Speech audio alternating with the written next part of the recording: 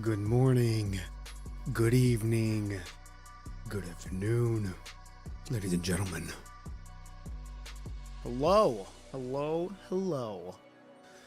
Woo! Happy Saturday, ladies and gentlemen, or Sunday, maybe. Hope you guys are having a good weekend so far. This weekend is it's been jam-packed as always, but that's how it usually goes. A lot of working on the back end yesterday. Oh, I should you know I worked on it. Let's see what time I started. I worked on it for about 12 hours. Worked on a lot of content for about 12 hours yesterday. I think I was pushing 13, but I know I was working 12. But it was a lot of fun. A whole lot of getting up and moving around and seeing the family. So that was big. And then we had our Thanksgiving Thursday, so that was a lot of fun too. Good to see the family as always. Today will be another heavy push day on content. It's actually snowing right now where I'm at, which is pretty nice. So we're gonna go to like a little Christmas thing. If the roads are wanting to play nice, we're gonna see. But other than that, just another push heavy day for content, and yeah, I'm gonna be working. I'm gonna try to work on the short film today. We're going to see. Right now, all my focus is on a couple of things at the moment. But yeah, other than that, it's another day in the office. Just working on content on the back end all day today. I'm gonna take some breaks when I can, but yeah, that's basically what I'm gonna be doing. I'm excited though. It's gonna be a fun time.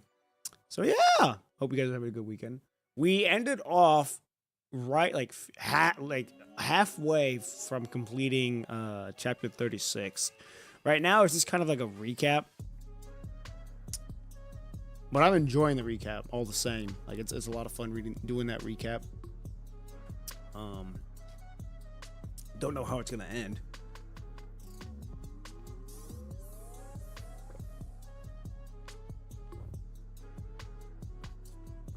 Because we're on Eon Reforged recap. Then we got Kowloon. Oh no, we already did Kowloon. No, we have not. I don't. Yeah, we have. We're on we're on Echo and Luna. Not Luna. Echo and Lamia. That's where we're at. That's right. So we're on that right now.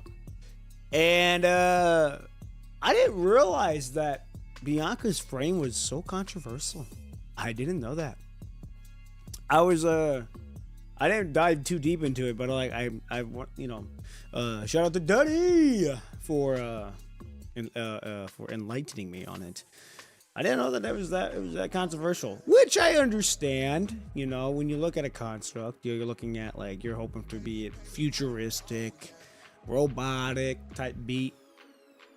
But when you look at Bianca, she's like, there's nothing on her that's shouts out construct. There's nothing about her that shouts out like, hey, I'm a military battlesuit ready. It's more like he said, eye candy, which makes sense. I get it. I do. Because I mean, if you look at it, it is more towards like a wedding coating in a sense. To me though, I like it. It looks good. I enjoy a lot of the characters' designs every time.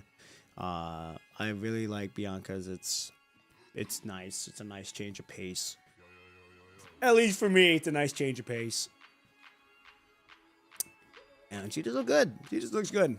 But I do understand where the controversy comes from.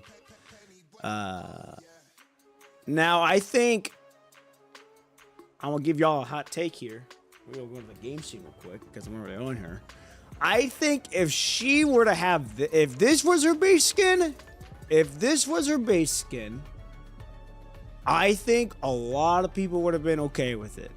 I think people would have been fine with it because it shouts battle suit ready. It shouts you got the mechanical arms. You got the suit ready to roll. So and you know she looks good either way. So I think if they would have done this, if they would have given her this as her default and then this as her wedding, we probably would be looking at it. We probably would be looking at a different story here, ladies and gentlemen. But you know, we're here. We got this. This is her actual. This is her skinning. This is her coating. This is her base. So either way, I mean, they both look good. I like this, preferably, but you know, that's just me. I should probably train her. I don't got anything on her except for a 6-star weapon, which I'm not mad at. So. Yeah, that's basically gonna be oh yeah, so yeah, we're gonna be finishing up chapter 36. That's the plan today.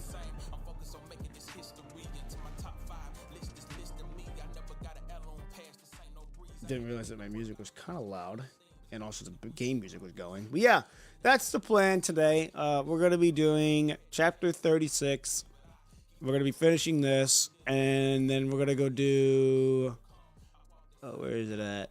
If we have time, if we finish it enough, we're gonna go do Ishmael's floating wreck, or not floating wreck, Ishmael's affection story, and then we're gonna be doing her wedding coating on top of that. Now I have not seen it. I do know it looks weird. Not weird, different. Sorry, I'm not used to it, so I would think it's a wedding coating. So we're gonna be doing main story, and then if we have time, we will do Ishmael's affection story, because that is the only one that I haven't done out of this entire ragtag group besides Veronica and Liv. Other than that, yeah, that's basically the plan today. And then after that, just another push every day for content for me on the back end. So I'm hoping to. I don't think I'll be able to get the short film out this weekend. I'm realistically looking to get the short film done for Bianca. I'm realistically shooting for next week. Which is fine because, like I said, it gives me plenty of time to read these and to enjoy these and then work on other stuff. So it's a win-win. So, Anakin, good morning, good evening, good afternoon, wherever you may be. How are you doing, man? I'm doing good. I'm doing good. It's been a busy gonna be a busy 4-day weekend. Just a lot of working on the back end right now. But it's just another day in the office, man. Y'all know how it goes. So, also a small thing, but those aren't affection stories. They're extras. Really? They're extras?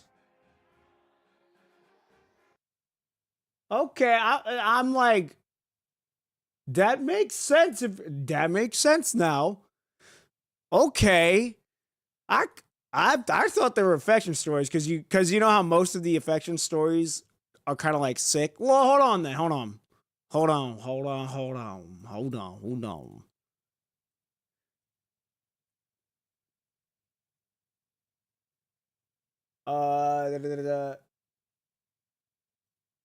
Let's see. Character. But then what's this? It goes to the affection. When you look at this, when you go to the affection story for Ishmael, it's this. But then when you go to Journal of Promise, I think that's the name of it. Holy shit, that's a lot. It's the same thing. That's why I figured it was. That's why I figured it was like affection stories, because it's this, because when you go to click on their actual affection story in the interact, it takes you to that. That's why I thought these were affection stories. I mean, I could be completely wrong. I've just been thinking they're like, okay, they're affection stories. Otto, sorry. Good morning, good evening, good afternoon, wherever you may be. I hope you have a good weekend so far. Happy weekend. Welcome back to the stream. How are you? It has been separated for new characters. No. Yeah, it's been separated. But let's look at Discord. Hold on, let's go look at Discord. Let's see, where's she at?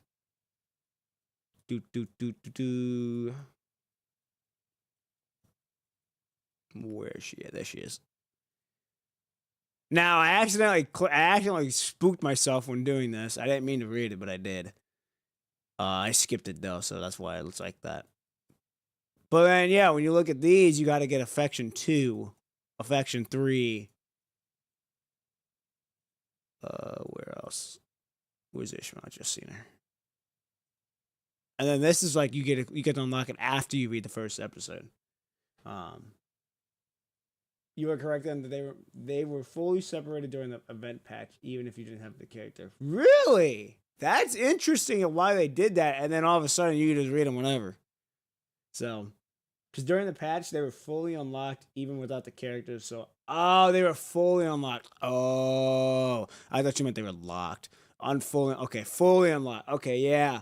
I'm guessing it's because just to showcase some things. I don't know. That's my guess, but it makes sense that if they were fully unlocked during their event, then it makes sense. But yeah, so yeah, that's our plan today, though. You're all good, all good. Hey, we solved the puzzle together. That's all that matters. Okay. I don't want to waste any more time. I want to get into this. Okay, so we are in. Yes, we were still. Okay, so we were still. Never mind. I thought we were here.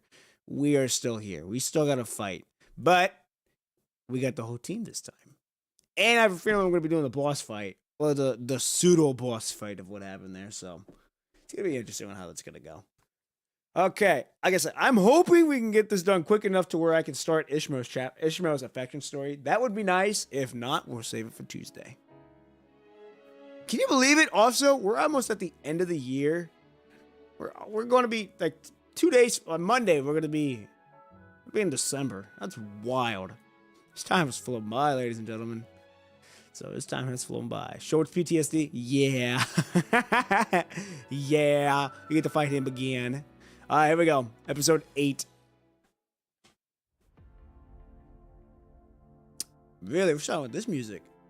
Feels like 2025 just started. Yeah, it's gone by. It has flown by. But I'm grateful to see this year.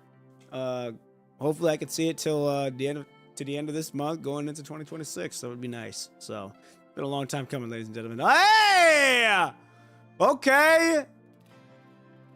Nice. Here we go. I gotta lock it on my voice acting.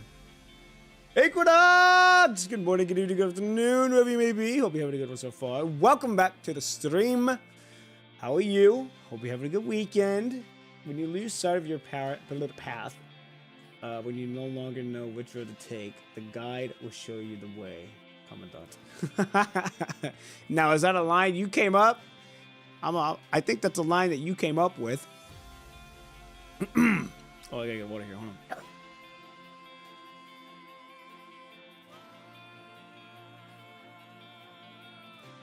There we go. I do not wish to explain my life to others. I've always liked this song. This song is always really fun and really good to me. Here we go. Towering bookshelves stretch up into the clouds, row upon row, while compact archives with rotating handles and massive iron cabinets crisscross the seamlessly endless space in an intricate grid.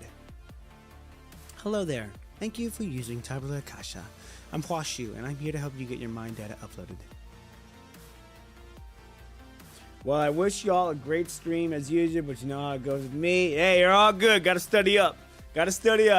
I'll see you next time. Yes, sir. Etiken, much love. We'll see you around. Thanks for being here while you can. Enjoy your studying, and we will see you around. All right, ladies and gentlemen, let us continue on. All my life, I've stumbled upon too many secrets that just can't be shared outside these walls.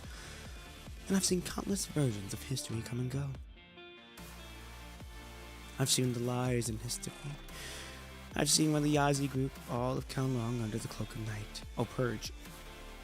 I've quelled conflicts throughout history, driving out blood relatives who scheme to snatch my power. I've laid the groundwork for historical progress, launching space fleets with the Kowlong's backing. When all this is set aside, when Chu's life stories unfolds across the tapestry of history.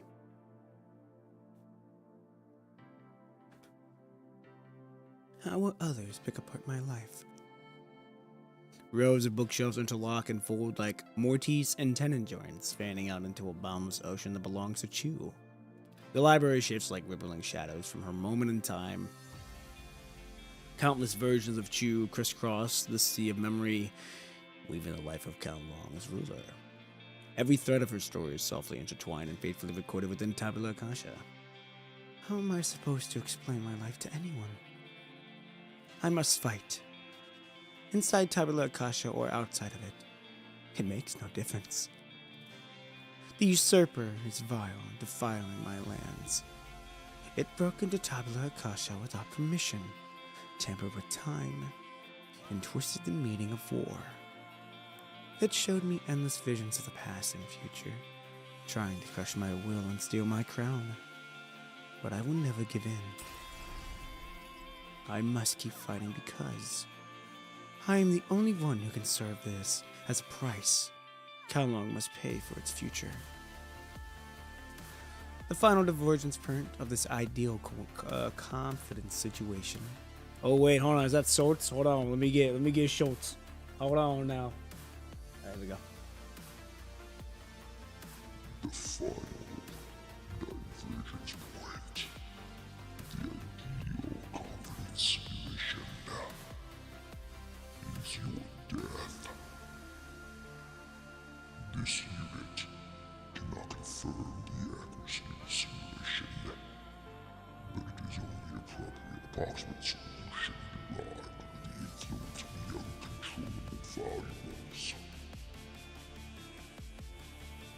Time slips by. Dew turns to frost, and I've lost count of how many cycles I've been through in Tabula Akasha, but how long will not stop here? I stand among the graves of countless blades and guns. I will drive out the usurper, protect Count Long in Tabula Akasha at all cost.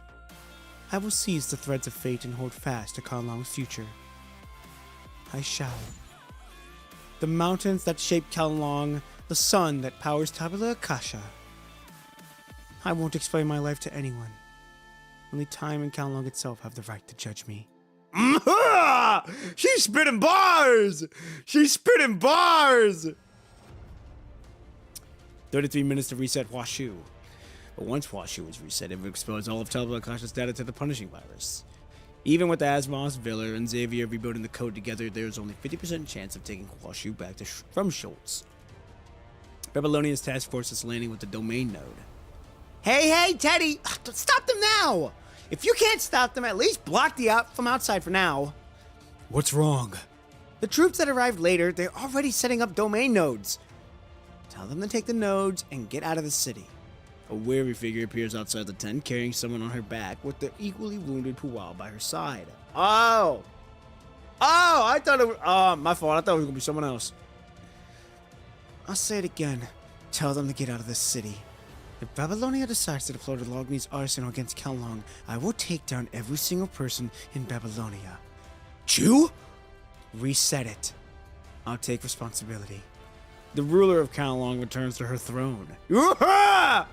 I've always liked Chu. She's always been a nice woman to me. Oh shit! Complete a sub-tower challenge to face against the boss. Well, let's do my ball. We'll do this one. Hey!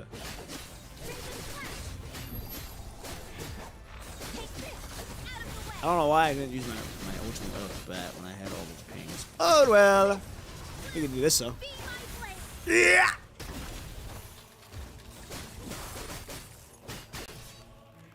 Oh, does that just take me out? Oh, I'll see. We'll keep going as Lucia then.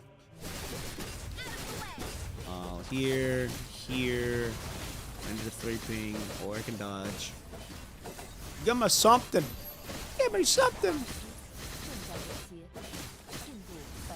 Watching connection complete. Okay. what we got next. Yeah!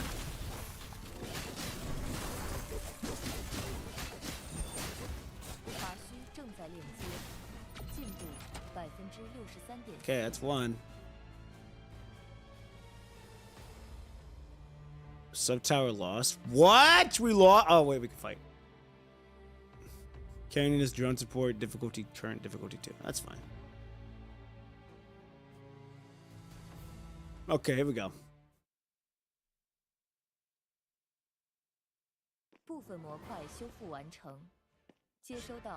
Oh yeah! Welcome down! Welcome down! Welcome down!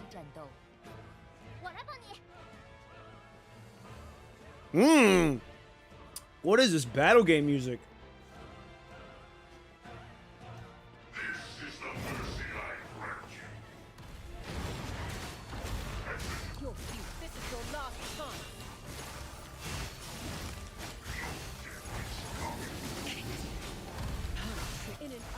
Oh yeah. Oh yeah. Oh yeah. Ugh.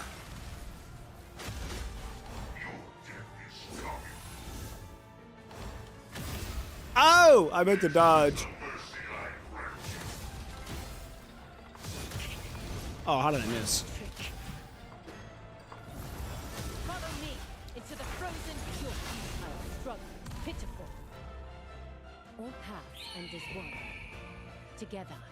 Ooh, this battle game music is really good, actually. Oh, that was short-lived. Here we go. A girl in green cloak stands atop the mountain not far from the Kowloon city. The creature nestles obediently at her feet, while the girl gazes out at the fires and gunfire still raging across the Kowloon city. While she reboots, the Emperor forcefully seizes control, only to fall at a blade of Kowloon's ruler. This is what civilization looks like. A tale of war and hope, decline and revival. Oh, it's the same script every time, yet each version plays out differently. Fascinating. Defeat is imminent. Babylonia's support force brings in an approved central purification filter code. With the help of Asimov, Xavier, and Viller, it's quickly brought online for emergency use. It doesn't match the power of the full-fledged central purification filter, but it's enough to push back the red tide and clear the head-over creatures from Kowloon City. Still, why did I agree to the Emperor's proposal at that moment? Cradle lowers her head and gently strokes the head-over creature at her feet.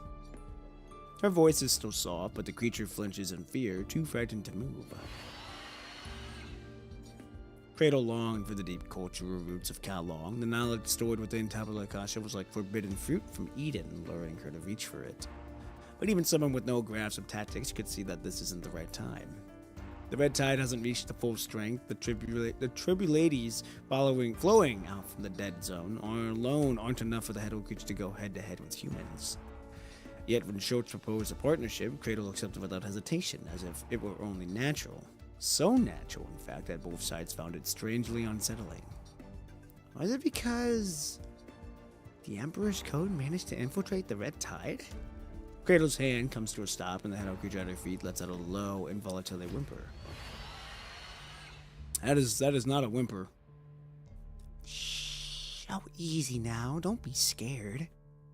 The low murmur pulls Cradle from her thoughts, and she lets out a quiet, mocking laugh, hands still moving as she gently soothes the cowering head creature at her feet, all while pushing aside the absurd theory from her mind. They aren't from the same civilization. Schultz shouldn't be able to control her with simple data the way he did with Washu. Oh, long boy! It's time for this chapter? Yepper. We're on chapter 36. We're halfway through. I'm hoping to get it done this chapter, or this stream. So far, though, pretty good. I'm enjoying it. It's interesting to see how this is all kind of playing out right now. But I hope you're having a good weekend. And I hope you had a good time as well. We're making good headway so far. We're making good headway. All right, here we go. A bigger story? One that spans the whole world? A writer created Cradle in her story, but who's to say that the very moment isn't the single line in someone else's script?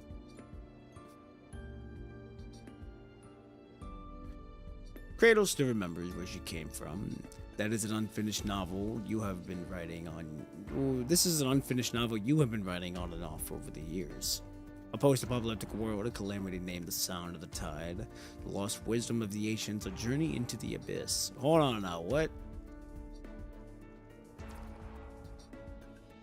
It's a nice shortish chapter, tying up loose ends for the new beginning. Ah, what new beginning?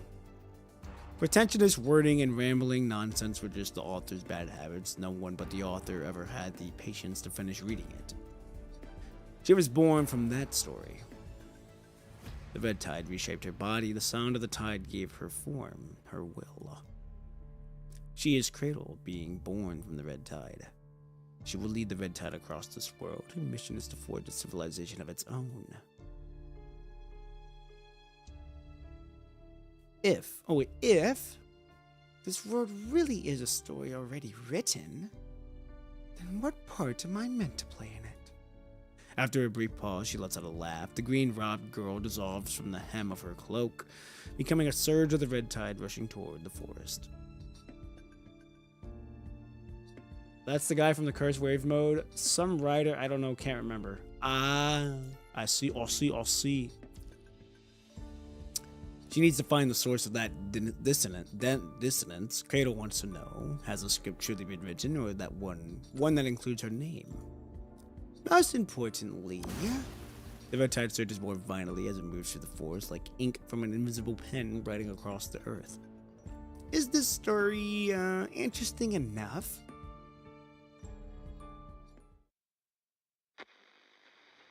Attention, Kowloon residents. The battle is nearly over. The head Okitas are pulling back. After the surface of Tabula Akasha collapsed, the Babylonian support force had been fighting along the city perimeter immediately switched to rescue operations. The Kowloon crew also began scouring the city for survivors without pause. Disaster relief supplies can be collected at the left side of the Kowloon crew headquarters. Any residents wishing to join the temporary rescue team should register on the right side. Under the Kowloon's crew command, the rescue unfolds in an orderly fashion. As the sun rises, you sit in the corner of the ruined factory, opening a terminal to record the mission log. November 10th, Kowloon. After the electromagnetic phantom that called itself the Emperor was eliminated, the head creatures in the Kowloon slowly began to retreat. Log.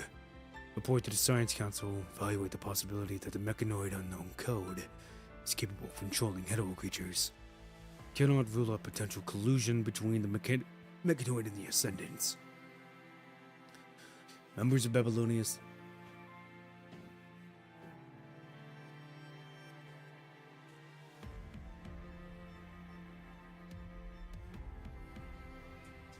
One second.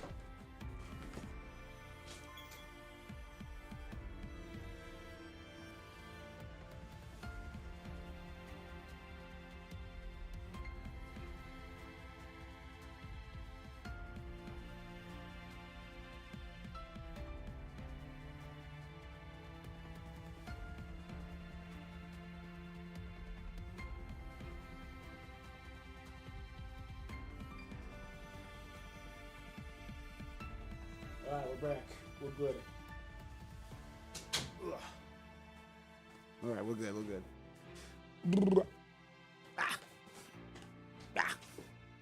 Okay. Back to our regular schedule program. Science Council will arrive and soon assist Kowloon in upgrading its defense light wall.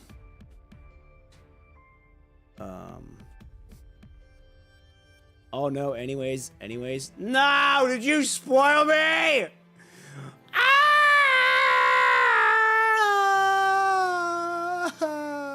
You're fine. It's fine. It's cool. It's all good if you did. Not a big deal. Not a big deal. Alright, here we go. And then constructing new... You left and came back. Oh, I thought you spoiled me. I'm like, damn! I thought you spoiled me. My fault. I left and came back. That's, yeah, my fault. I was making to see if everything was going on. My mom was up. Here we go. And then constructing the new central purification filters in areas not covered by the current light wall. Memo, Kowloon Fushui Institute, Washu. And She turns to a new page. Her pen hovers motionless as she stares at the blank sheet for a long moment before finally writing down the few keywords to jog her memory. She? Her? The familiar deja vu pieces itself together into scattered fragments of memory deep within her mind. Hold on, whose mind are we in? An invitation. The tiny storage card Chu gave her now rests quietly in her palm. Something he wanted me to give you. Who is he? Someone I met in the conventional world of a tabula Akasha. He should have never appeared in Huashu's simulations, perhaps because of the intricate connections between Huashu and Gasard. He appeared as that girl. The invitation way back then. Oh, yes, okay. Okay.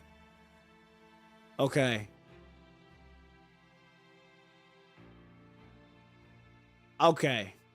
I was mad confused. I'm like, what the hell happened?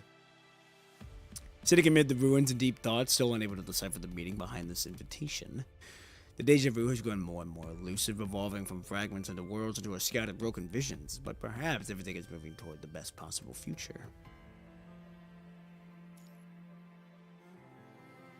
Under the morning sun, the battered ruins of Kalon begin to stir with new life.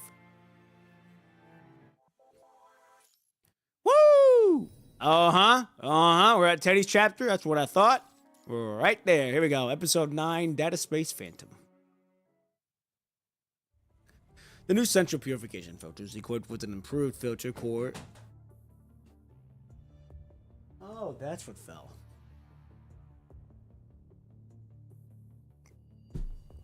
I was wondering what that was. That's why I went upstairs. Figured out what it was. Here we go. Equipped with an improved filter core, are quickly spreading like wildfire across all conservation areas under Babylonia's control. However, even with these advancements, the new central purification filters can't completely eliminate the punishing virus. While the filters drive it away, the virus slowly reforms in areas outside the safe zones. In place without new filters, dead zones gradually merge into vast regions, becoming breeding ground for the red tide and more hello creatures. These creatures are slowly evolving. Yet the people of Babylonia have no time to worry about these looming disasters. The elites have unanimously shifted their focus from external threats to internal affairs, specifically fixating on information leaked from Gasort.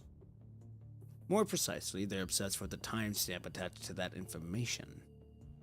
This is when she got her new frame and new art design. There's nothing in Gasort that corresponds to this timestamp.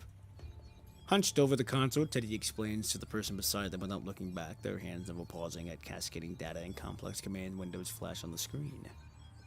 So the problem is that Gasort has a bug. If that were the case, the response team would have to act tomorrow to handle the chaos this bug would cause throughout Babylonia. It's not a bug. Someone already pinpointed this time period. I'm just the unlucky soul who got stuck with the mission of tracing this timestamp back to its original coordinates. What do you mean? This thing just doesn't exist before the leak. The good luck trying to preserve engineering it with conventional methods once it's intercepted. Its origin is pretty obvious then. The display fury of activity finally dies down. Teddy lets out a slow breath, taking a moment of rest. Just then, a communication dialogue pops up to take a note attached to the timestamp Golden Age. I've conceived an idea most ingenious. Oh yeah? Do you care to tell to the world, or are you going to keep it to yourself? Remember, once it's out there. And also, if you have an idea, make sure to guard it. If you have one, that's all I'm gonna say. Here we go. The display of fury activity. Already heard that part. It's straight from the Golden Age, right out of Dominic's impenetrable chasm of 0 and 1s, from beyond that unsolvable data wall inside Gasalt. A wall discovered by Teddy and Gray coming like a sort of block. Yeah, I remember that. Reading in my story-driven gotcha game? Question mark. I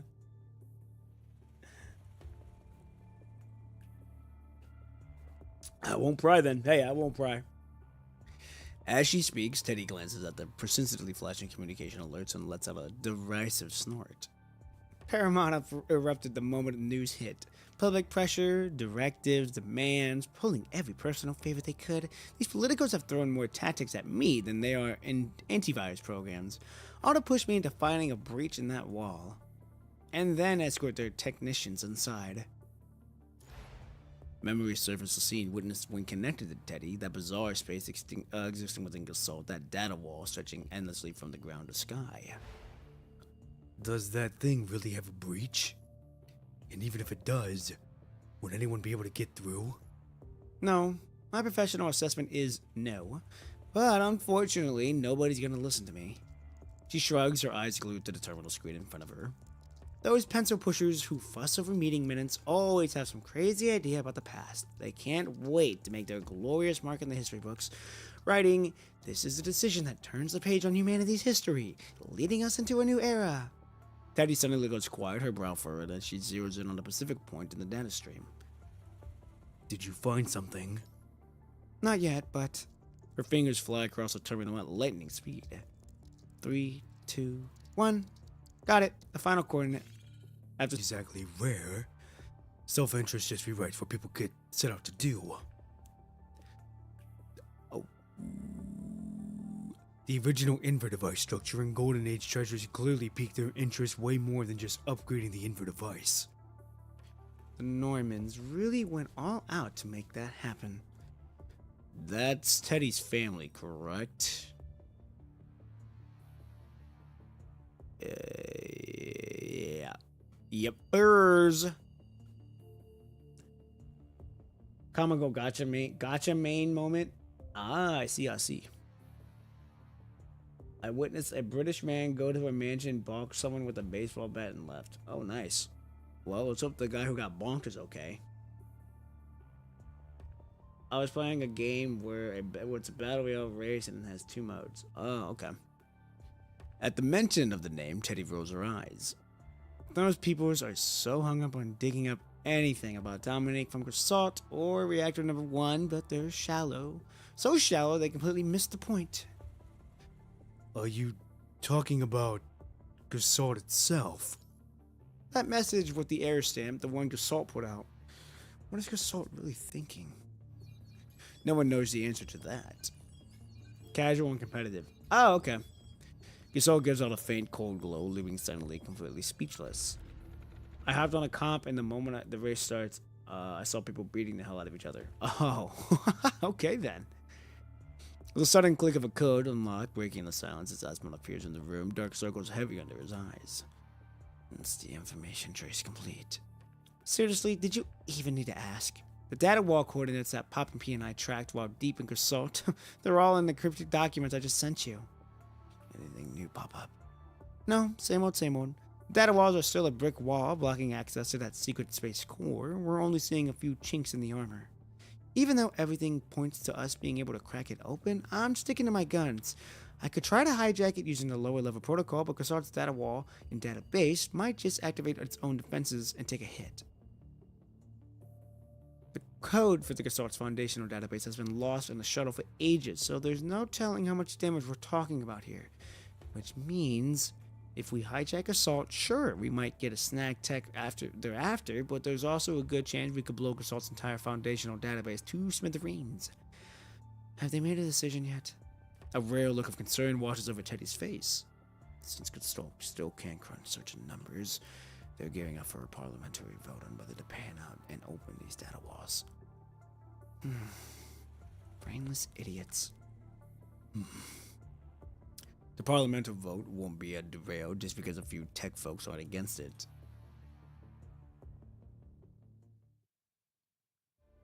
The Science Council scholars pushing to open the data wall reckon they can mimic the safety protocols from the Inver device experiments by setting up an isolation zone within Gasalt.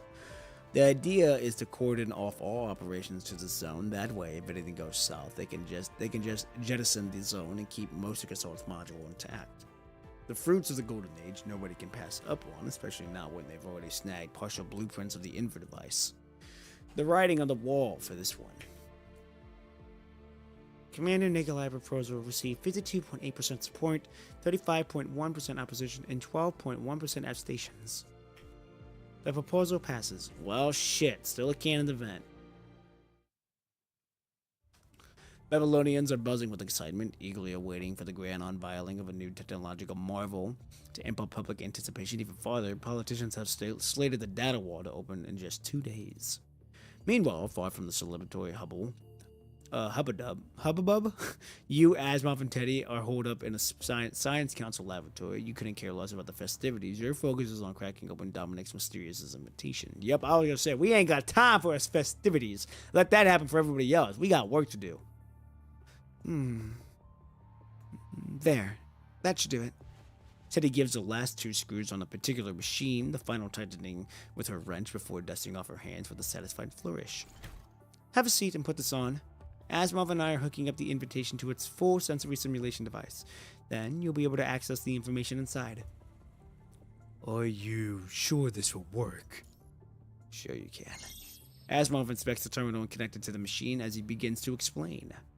We're taking apart the underlying architecture of this invitation. After Teddy cracks the code known data lock, I keep on decoding the remaining portions.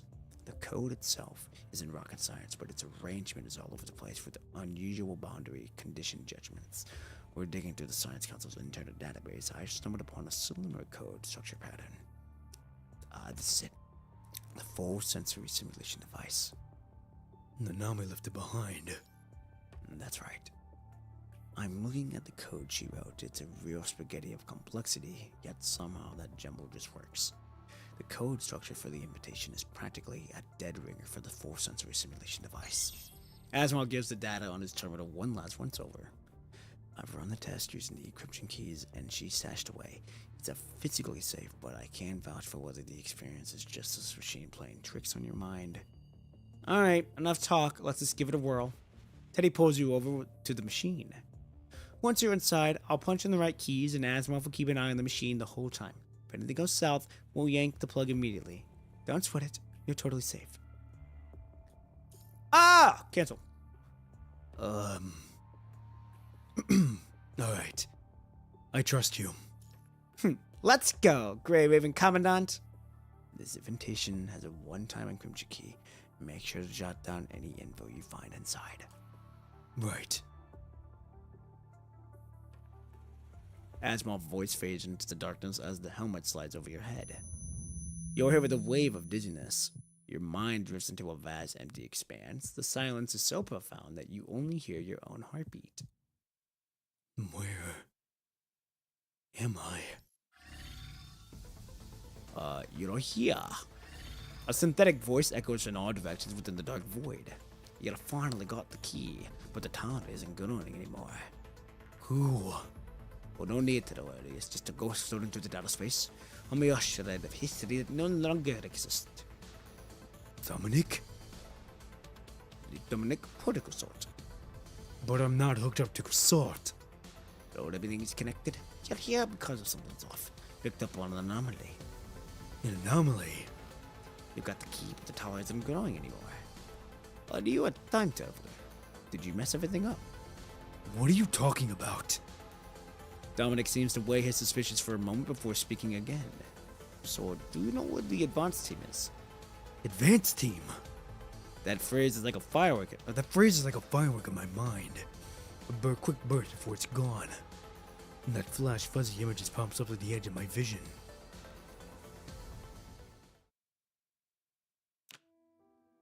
Oh shit, interesting. Poppins, can I give you some dialogue from a game of a battle-thirsty dude carrying out a fun mission someone gave him? I mean, sure. I don't see why not. You can, yeah. Here we go. A madman covered in white mist slumped on a couch, sorting out his suicide note. Alright, you've handled all the infections within your reach. Keep the force field equipped protective suit on. Welcome to the advanced team.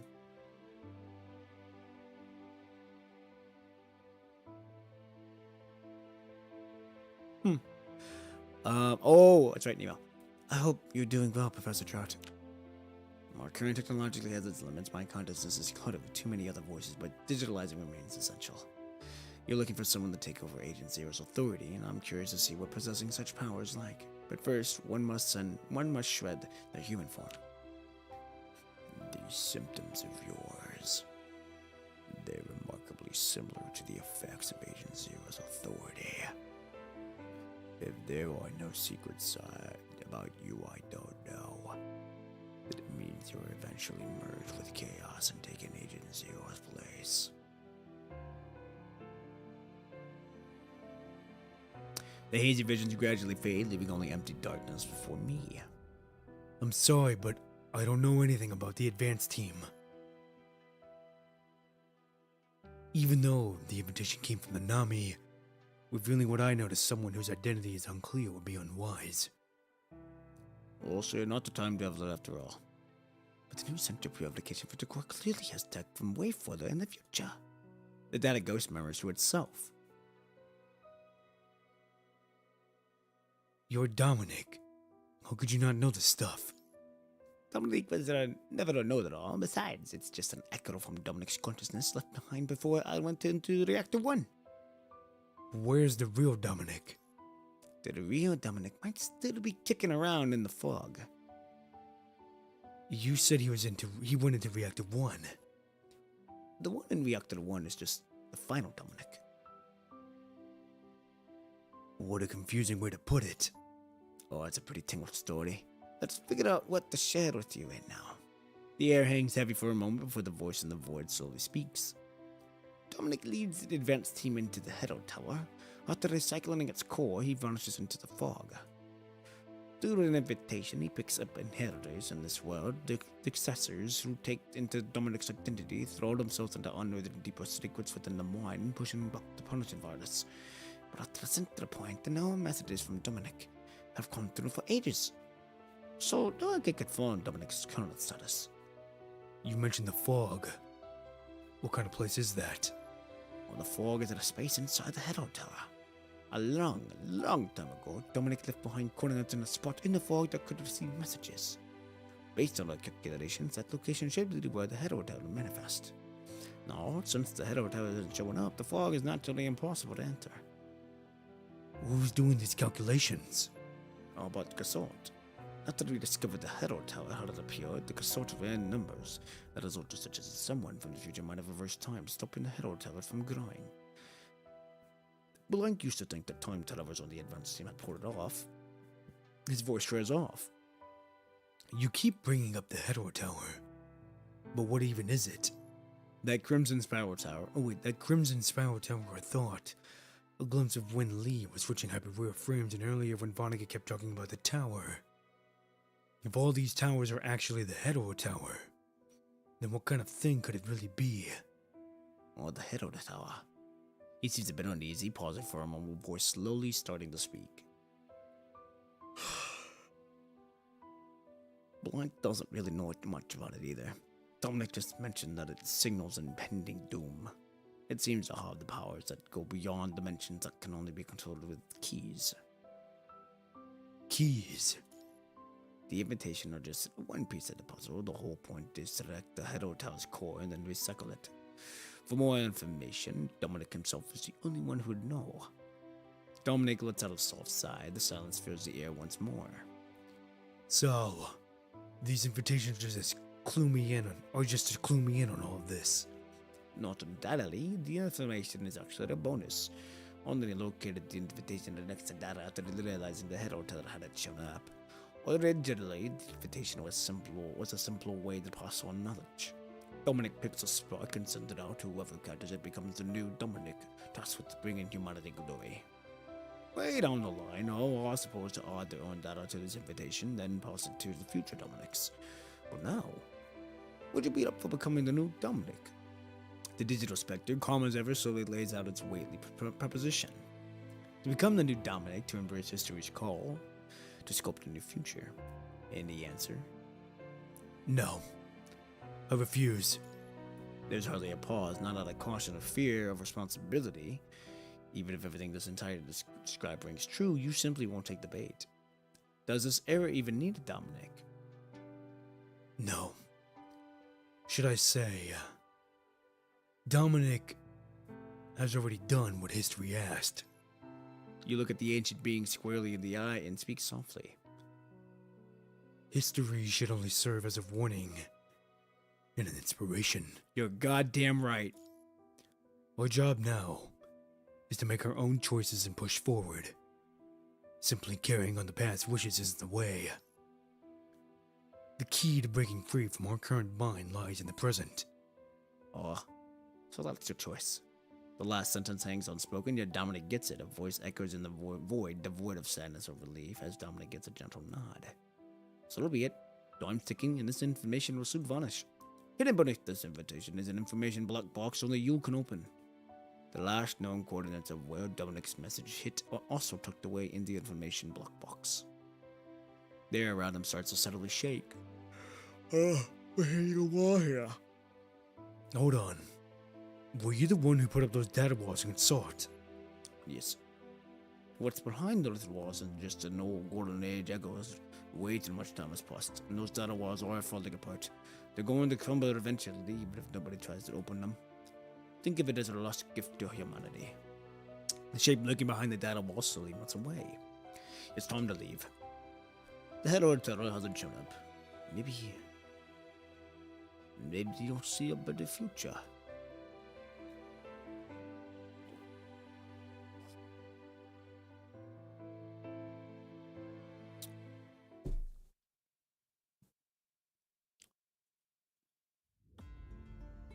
Dominic has laid it all out for me in the invitation.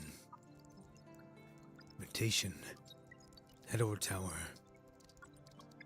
The fog. Osmond jots down these cryptic terms on his terminal, connecting the dots, trying to make sense of their relationships. I think I'm finally getting it. Aha! Brilliant, Asimov!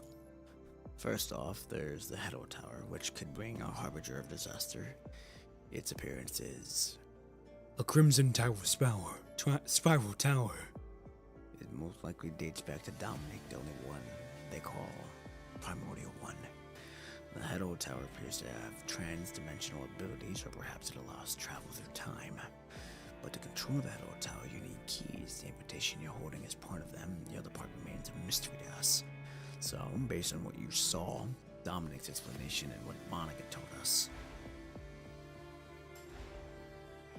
what did you do to the tower? Ascending the tower with a mortal body. That's impossible. After discovering that Hedor Tower hadn't appeared and the search random numbers, the results suggest someone from the future might reverse time, stopping the Hedor Tower from growing. Hold it apart! Asimov is speaking in a grave tone in the dimly lit room. The Hedor Tower was originally supposed to show up in this world at a specific point in time. The sudden deja vu I heard during the hyperreal frame of placement flashes vividly in my mind. Was that the moment? The time the Hedor Tower was supposed to appear? It seems ever since then my deja vu visions have been getting weaker and further from what actually happens. Whether it's this critical forest that never appeared, or Shortheart's testament that I received unexpectedly. For some reason, Asimov types a lone question mark on the blank document on this terminal. Something external messed with things, and the Hedor Tower just never showed up. Vonnegut's convinced you meddled with something in the future, and Dominic's got you pegged as a time traveler. So, did you actually pull some strings in the future? Me? You mean me? But I'm just a human. Well! It wouldn't take much. A tiny bit more of that punishing virus and I'd be a goner. My whole body running away. Besides, if I really did something big in the future, why wouldn't I have just killed Vonnegut? Maybe because you twisted the future, not the past. Remember those war artifacts we talked about in that meeting? Right before you saved Selena from the time prison? The mind beacon went haywire because of those war artifacts. Could that have been the moment your future self popped back in? I mean...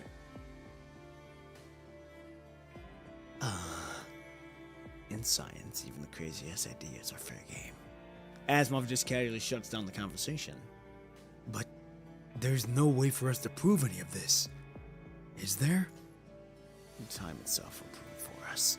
His face stays hidden in the shadows, only his voice cutting through the darkness. It's about time. Let's kick off our investigation with the data wall.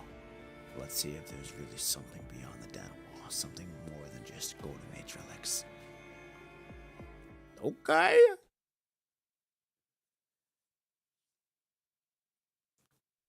They still look so good. Protocol decryption is complete. Initiating hijacked. The giant screen projected by the terminal scrolled with the latest updates as layers of the data walls are synthetically hijacked. Hijack complete. At the moment, Teddy presses the final key. Gasolt's terminal flickers, unleashing a torrent of unknown data with countless lost technologies cascading into the terminal's memory. Oh, thank goodness! Wait! What is that? The moment Gasolt's data wall opens, the hall plunges into darkness, only crimson warning frantically flashes across the screen.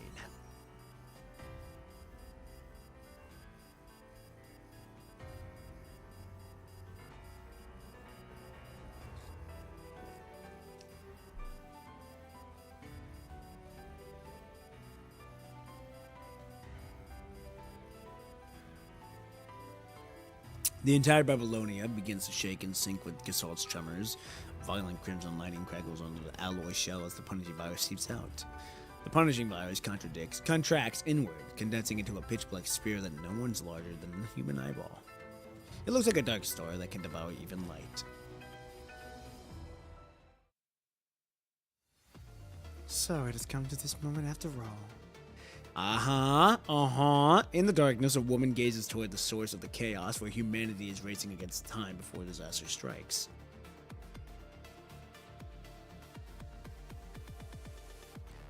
The past remains unchanged, so once again, the arrival of punishing begins on December 20th, 2160. The Hedor Tower never descended in the Ascension Network. When the punishing arrived on Earth, it first targeted the cornerstone of human civilization, information itself. Sold Infiltration, the largest information hub of that time, Gasalt. If punishing would have taken control of Gasalt and given enough time, dramatically contamination could seep into civilization itself, even into language. When that happens, our future would be lost entirely. But when the virus broke out on December 20th, that trait was stripped away by humanity. Only an empty shell remained, and that is the punishing virus humanity knows now. Over time, the empty shell infected countless constructs, machines, and humans, and it was gradually filled with information belonging to Earth.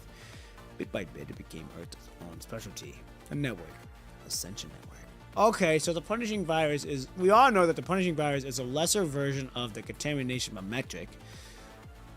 And what we see now is the Ascension Network. Dark stars have been released, and if it merges with the Ascension Network.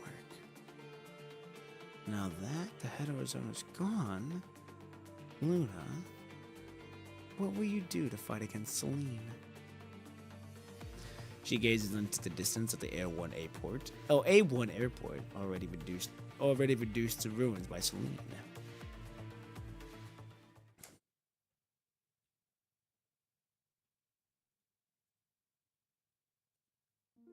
Is this the place? A girl in green hood stands near the library, pale flowers clustered around her feet. She gently strokes the Hedor creature in there, inclining her head to catch its whispers. She then slips silently into the long-abandoned city. This is the graveyard of a collapsed civilization. Is this the story of civilization? They fall, rise, and then fall again. There's always a pattern to follow. Standing before the shuttered library entrance, she gazes upon the towering guardian robot. So, what happens next? What's in my script? A gentle breeze seeps through the grass and rustles the leaves. No one answers. What's going on? Has my script been interrupted? She runs through these lines countless times here, but no one has ever responded to her voice. Kato squats down on the ground, utterly bored, like an exhausted actor who's just wrapped her final scene. So, what now? Why isn't anyone here? What am I supposed to do?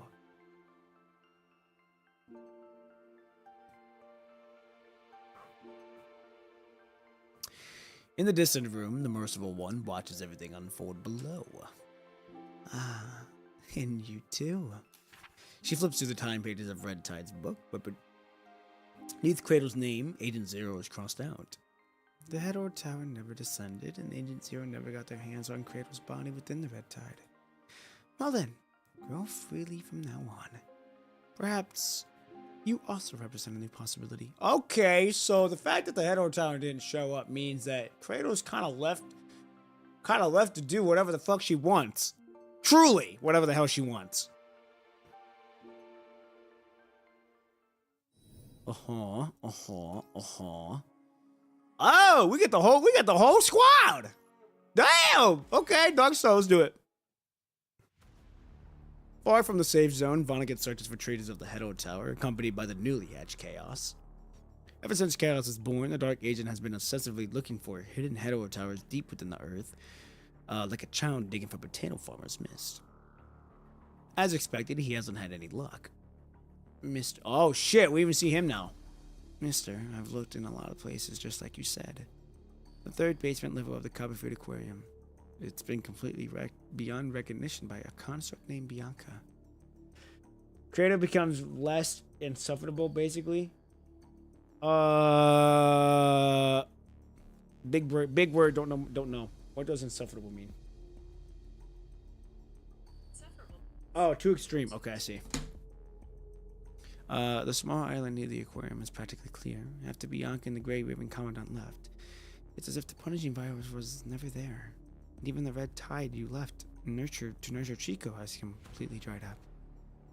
The Puglia Forest Park ruins, that place is a complete wasteland now, mister. There's absolutely nothing there. And Fort Winter, no signs of the punishing concentration there either. Golden Nugget is truly confused. Gazing into the distance, Vonnegut's expression is still as a pond. What about the red tide? Any progress with the Hetero Tower? If they keep evolving, they could potentially be vessels to summon the Hetero Tower. No, mister. The Hetero creature's evolution has hit a snag. Someone higher up than me has taken over the development. Most likely that girl Cradle. She's not quite what he documented before. Her appearance hasn't changed, but she doesn't have the formidable power he expected. The world is getting more and more unpredictable, and none of it is good news. So, what's holding back the Hetero Tower? Ever since the Copperfield Aquarium incident, he's completely lost touch with his counterpart in the tower. To avoid catching the eye of higher powers, his counterpart in the tower always plays it close to the vest when sharing information about this world. Because of that, his current self has completely lost any edge in understanding what's going on. Now this is interesting. To avoid catching eyes of higher powers, which we all know about, and the fact that this is still under wraps to where the higher ups don't notice what's happening. It is interesting on how that's happening, on how this is playing out. So, gotta love the increasing amount of confusion from Cradle and Nugget. Pretty much, yeah. The script is not scripted. What's happening? This is not happening. This was supposed to be here. He's likely a blind man fleeing an elephant, just hopelessly grasping to this world. Who changed the future? He probes the Grey Raven Commandant, who generally seems to know nothing about it. But we did play a part. He's right on the money, but we're just putting on the good act. He also sought out Luna, but she remains trapped by the Ascension Network crystals. Besides, she would never sacrifice herself for human civilization anyway. Who on earth is pulling the strings from the shadows? The agent ponders for a moment, trying to come up with a plausible answer, but once again he draws blank. Cradle went into the dead zone a few days ago, and I haven't been able to track her movement since, so she's not worth your concern. She's nothing more than an ordinary hetero creature incubated by the red tide now. Her existence is inconsequential. Yes, mister. The young man trails closely behind the agent, continuing to relay the rest of his unfinished report. As for Babylonia, Dark Star has fallen onto the dead zone. Dark Star. Vonnegut stops dead in his tracks, straining to pull a word from the depths of his memory. It's that contaminating my metric Dominic's suit away. Looks like Dominic's plan has failed as well. Contaminating and avoidance have never really worked against contamination. After a long, heavy silence, Lothos finally raises his head and looks at the agent, a question in his eyes. Mister, are you leaving? I'll leave this place, but not yet. His only return ticket is still in his possession. A pale, diminutive doll is clutched in his arms. I need to embark on a long journey. He contemplates for a moment, then his decision is made in a flash. He has to find the head of the tower no matter what. Once he locates it, he can use the return ticket to enter and finally put an end to all of this. He doesn't know why, but this return ticket feels almost perfect this time, yet without the head of the tower, all of this carefully laid plans are nothing but a pipe dream. He's been stuck in this loop for what feels like forever. He needs to find a way out, the way out. You will take my place. Bring this gift to Luna and become an ascendant under her command. Only through Luna can you maintain your status as a descendant, and when necessary, intervene with Lilith's affair. Go to Luna, Lithos. This is your final mission. Once this mission is done, you're free to do as you please. Seek your own death, or choose to live on. Now that I've heard Rose might still be alive, I'll stay alive. At least until I can verify it myself. Vonnegut gives Lithos a frail shoulder a final knowing pat. This could be their last goodbye.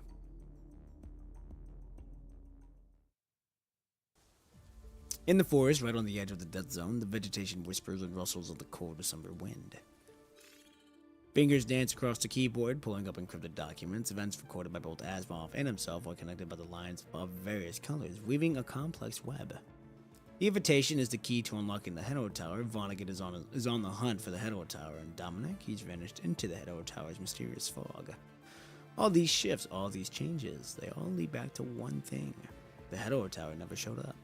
It's also wild when you look back on it how big of a part the Hedor Tower actually plays. So if someone, anyone really, tweaked the Hedor Tower's manifestation from the future, then when would it pop up now? And what was that future person really after? After that future gets rewritten, what's next? The fog in his mind starts to unfurl like a silk from a cocoon, slowly but surely clearing, but before he can fully grasp what's happening... long time no see! G'day, Raven Commandant! Moonlight spills like liquid silver, brought enough to clearly show the Ascendant nearing in the distance. Roland? Lee, on high alert, raises his weapon, aiming it at the approaching Ascendant. Oh, easy there. I come in peace. I'm here to have a chat. More specifically, I'm here to cut a deal. Honest. Roland throws up both hands, adopting an exaggerated pose of complete surrender that he shows unarmed. Let's hear it. With a disarmingly friendly smile, he drops a specific time. It almost perfectly lines up when the Dark Star showed up in the assault. What are you trying to say? That when the Ascension Network anomaly happened. I'm guessing we're on the same page here. An Ascension Network anomaly. Yes. Beneath his friendly smile, a flicker of anxiety finally breaks through. A while back, the Ascension Network had an anomaly that completely trapped Luna.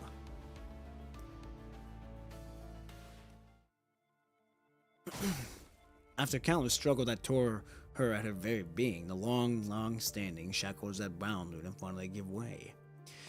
As the crystal chains shatter and scatter, most of the power crumbles away with them. Luna. Despite not being connected to the Ascension Network, she immediately senses something is off with Luna. It was Celine. She was the noise that once belonged to Luna, a part of her that was cut away after the static is removed and gradually becomes independent. Roland starts calling her Celine. She's coming for me. She's breathing down my neck. The Ascension Network only throws its weight behind the strongest agent, plain and simple. We couldn't care less if that's Luna or not.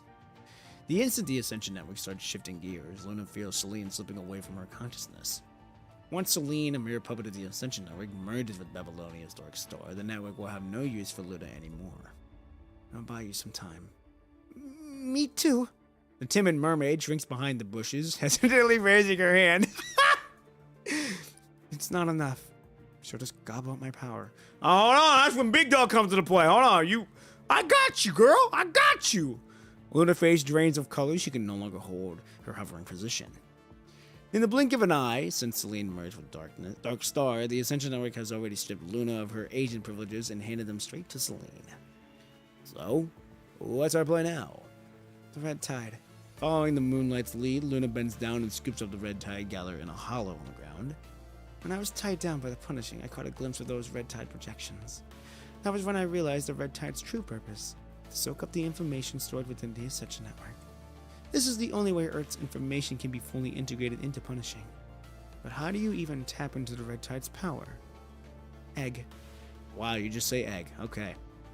Luna closes her eyes, sensing the Punishing within the Red Tide as she is listening to their voices. But there isn't enough time, Luna. Didn't you say that she'd be here any moment? The information on the Red Tide is chaotic, but it's not random. If we could just find the one who controls the Red Tide to help us, our chances of success would skyrocket, but there's no time left. The girl's golden eyes fixed on the distance, she can feel interference, a piece of her own consciousness barreling towards her. Only one moon can exist in this world. This is the only way I can get enough power and fast. Crimson liquid drips between the girl's pale fingers as she suddenly clenches her fist. Roland, track down Grey Raven. Grey Raven Commandant. Yeah. Figure out how to get the Grey Raven Commandant here. Luna stumbles back to where she was once held captive. I'm gonna use the Punishing Crystals to link up with the Red Tide and pull power from it. That'll help me bypass the filter and get my agent powers back. During this whole thing, I need the Grey Raven Commandant to help steady my mind. I got you, girl. Roger that. With clear orders in hand, Roland doesn't hesitate. He turns and heads out. Sis, team up with Lamia and find a way to channel the Red Tide to me. Guiding thin streams of red tide from the ground toward the Punishing Crystals, the girl slowly sinks into the Crimson Bog. It's like she's being baptized. I have to immerse myself into the Red Tide right here. Oh, shit.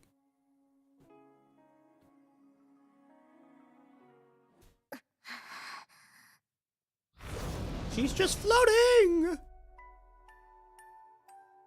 Wow! They're really playing this song?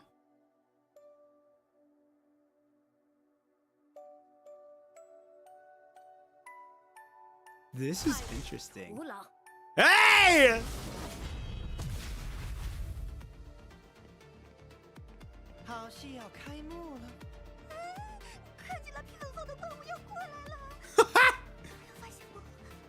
Luna's current power absorption. Okay, so we got a protector. Alpha Deal's massive damage can effectively eliminate unshielded corrupted. Okay, so we got a protector basically. Not the problem, not the problem. Give me all you got. Is that the best you can do? Here to watch a clown show? Give me something, Jack. Bop. So take my flame. We cannot allow no one to hurt Luna. Here to watch a clown show? Life and death. Ouch. Here to watch a clown show?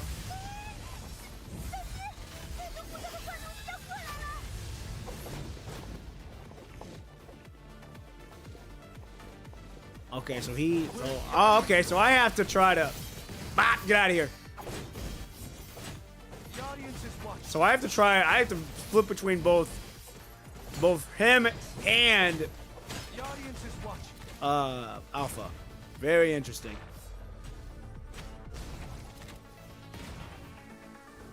The audience is watching. Bop. Be gone! Ah!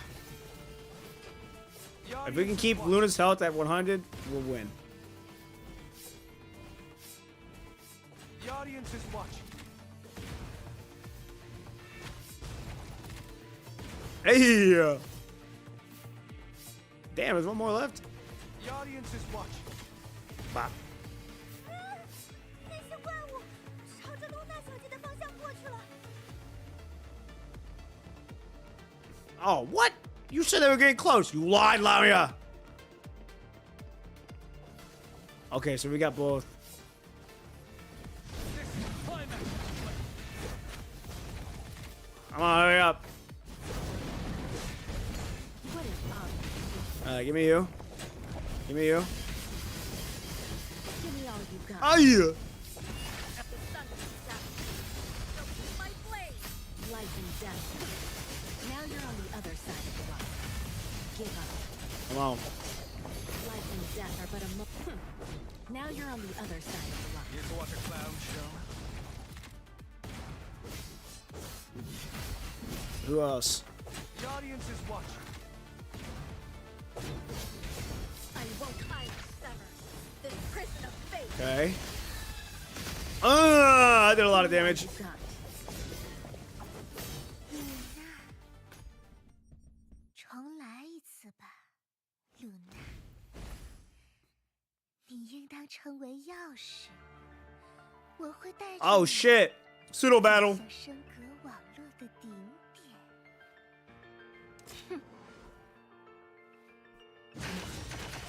Hey. Pointless resistance. Disperse. Embrace your end in fruit. Crumble and dissipate. It ends here. He's the final symphony of death. I've always liked her ult. Her ult's so good.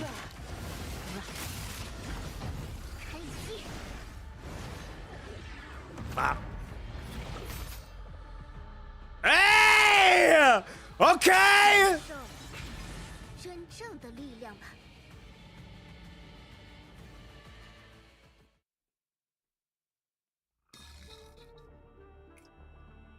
I can't get a water after this.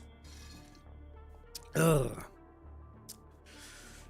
Not number guy! Good morning, good evening, good afternoon, wherever you may be. Hope you're having a good one so far. Welcome back to the stream. Hope you're having a good weekend. How are you? You're just in time. We're getting closer to finishing chapter 36. It's so far a pretty good chapter. Pretty good. We're only an hour and 19 in, and so far we're making good headway. So it's been nice. Here we go. The red tide surrounding the forest slowly pours back. The brutal onslaught of corrupted and hetero creatures finally eases up as the dark clouds blinking the sky start to break apart. Everyone can finally catch their breath and turn their attention to the girl still swallowed by the red tide. Luna. When Celine showed up with her controlled hetero creatures, Roland miraculously managed to bring, or rather lure, the 4 members of the Grey Raven to the spot. Even though the Grey Raven constructs don't jump into the fight and just stand guard over you, who's mentally connected to Luna, having you there to stabilize Luna's mind is enough.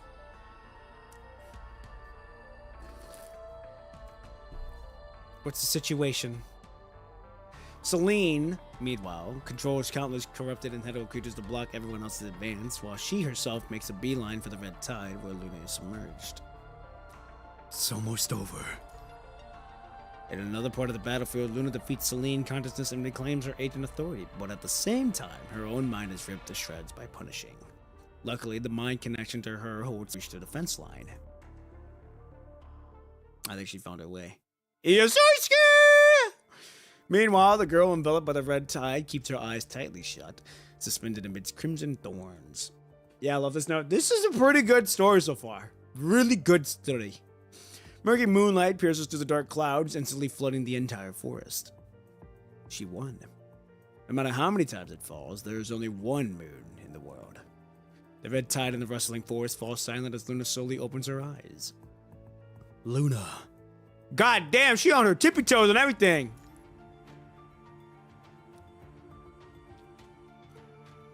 The reborn girl stares up at the moonlight on the horizon as if still lost in an endless hell. You haven't answered my question, Luna. The Ascension Network's world is essentially information from the dead, clusters of similar desires or emotions. It uses this information to filter for matching agents. Luna, born from hatred, can only command information representing hatred, so... Do you still hate humans? Now whose will are you standing by? Luna quietly gazes at the sky, the moonlight reflecting in her eyes. After a long while, she finally speaks. No, I stand beside no one's will. My faith and emotions belong to me alone. I simply ache for a real future, I'm using this yearning to call out to those who will follow me. Luna, her agent authority revoked, moves away the clusters of punishing crystals. No matter what, I owe you a thank you this time, Papa Pete. Hey, don't you even sweat about it. We both got what we came for. That's all. Yes, we both got what we needed. Roland already tipped her off about the conditions promised to the Grey Raven Commandant, keeping the punishing concentration of the dead zone in check and heading off to the Red Tide spread. Even though Babylonia's new central purification filters can now create areas that are almost like safe zones, a full-blown Red Tide invasion would still spell big trouble. Compared to the unknown Cradle, teaming up with Luna just makes more sense if it's the quicker path. And there's still that promise between us, isn't there? The girl's fingertips linger at her neck as she cracks a slight smile. I'll hold up to my end of the bargain. All right. The brief encounter is cut short by the roar of Babylonia's transport craft. Looks like your reinforcements are about to arrive. Hey! The Ascendants quietly fall back into a single wing behind Luna's back, slowly unfurls. I hope this cooperation doesn't cause you any trouble. I look forward to our next meeting. Off she goes. Suddenly, a roar rips through the air, a violent wind surges forth. When eyes open again, all that's left is the withered red tide and moonlight seeping into the soil. What was our promise? I don't remember. In the desolate wasteland, starlight cascades bound the plains. Luna hovers in midair. Her gaze sinks deep into the mind as she organizes the power extracted from the red tide. The voices within the red tide are chaotic and overwhelming. It's like sifting through someone else's entire life. Luna examines the past through intricate, intertwined images. Some images are picture perfect, while others are completely shattered. And some images are like stories she's never experienced. The one-winged girl stands calmly in the high air, looking down on the phone booth, illuminated by only a trace of a warm light. Another her is down there, dialing a number that should have no one to answer it. She's certain of one thing, that this is something she has never done. At least for now, she has no way or means to return to the past. Carefully tucking this image away, she examines other information. It is as if she stumbled upon something that shouldn't be seen. A white mist shrouds a corner of her mind, desperately concealing certain images. Luna shrugs off the throbbing in her mind as she pushes through a swirling white mist. Hazy scenes suddenly jump out of her from the depths of her mind. Oh shit, is she about to see what the hell we've been through? This is... A crimson tower, piercing the clouds, an eerie red tower, red tide overflowing with strange information, and their deaths. Hold on now. Luna quickly shoves the disturbing visions deep within her mind before her eyes snap open to the soft moonlight. Are you alright? Alpha asks, seeing her stir. Yeah. I've managed to filter out the clutter. I'll have this chunk of power from the red tide sorted out soon. What did you see? Alpha, who knows Luna inside and out, catches a flicker of something unsettling in her expression. Nothing much. It's still pretty hazy. The girl tilts her head slightly, gazing into the distance. Out there, she knows, a spiral tower should be stretching from the earth to the heavens. Perhaps something's already changed, but it's alright. If it's alright, hey, we've done what we came here to do, alright? We are fucking battling tooth and nail to keep this future in line and to see everyone alive. That's all we care about. Hearing their conversation, Roland and Lamia walk over from nearby. Even if it costs me everything, I won't let that... Oh, wait, I thought it was Lamia. Even if this costs me everything, I won't let that future happen. Hey, we ain't gonna let that happen either. Even if the price is our own life. Specks of golden light drift down onto the quiet wasteland. What just happened? It's nothing. Let's get moving. Stepping through the moonlight washing over the land, the Ascendants start searching for their future in this brand new world. Okay.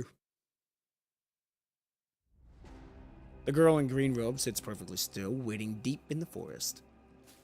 The head-old creature tries to scramble away from her feet, but Cradle's sharp eyes catch it. She scoops it into her arms and pets it a few times, as if letting it off steam. Strange. She senses that a chunk of power has been ripped right out of the red tide. Who could have done it? Her own power isn't strong enough to trace it back to the source. Why do I keep getting this nagging feeling that things shouldn't be this way? She furrows her brow, sifting through the thoughts. I keep feeling like someone should be coming to find me. But why? Hasn't anyone come? Why? Who stole my script? The script is not scripting. She is literally getting, I think she's getting ready to crash out here. Which is a valid crash out for her because she's like, who took my script? Ah, shit. Okay. Hey, this is the one I've been waiting for right here. Ladies and gentlemen, this is the one I've been waiting for. But before we get started, I'm going to use the restroom. I'm going to get me a water so that way I'm good to go there. And then we continue on with this timeline that is very slowly starting to piece together some things. It is nice. So, all right, ladies and gentlemen, I will be right back. Make sure you all get some water in you. You use the restroom and get a snack. I shall be back soon.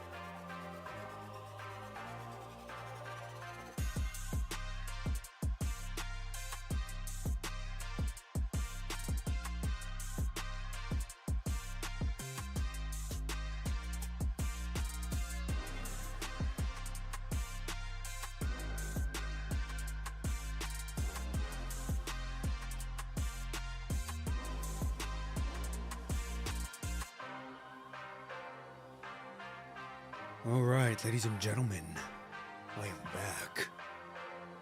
Okay. Let me pause the music. All right. I am ready to roll. Okay. Now that I got my water, I used the restroom. Let's continue on. We're 3. It says 4, but I think we got 3 left. I'm not sure. We're going to see. Here we go. All right. Episode 11. Absurd Hypothesis. This one should be interesting here. The wind howls violently. A biting gale scatters the dreamscape mist. The crimson spiral tower grows clearer on the horizon. What is that? Lucia staggers forward, pushing down the hidden path deep within her mind. Ah! Just at the edge of her sight, a boisterous crowd gathers, their cheers echoing as they watch a figure step into the tower. No. Don't. Lucia's pupils shrink to pinpricks as an unshakable terror grips her chest. Commandant, don't go in there. It's dangerous inside. I gotta go! I gotta go! The crowd remains jubilant, their cheers never faltering as if they wait for the hero's triumphant return. A twisted fissure opens in the Pack-Bleach Maw, patiently waiting for its prey. No. No! Ah! Cold sweat beads from her forehead as Lucia jolts upright in the experimental chamber. Lucia, what's wrong? I saw Crimson Tower. She clutches a human's hand in a tight grip. I saw so many images. But these are scenes she's never seen before. She's never laid eyes on a Crimson Tower or purple spherical forest, nor has she ever heard the term clean zone.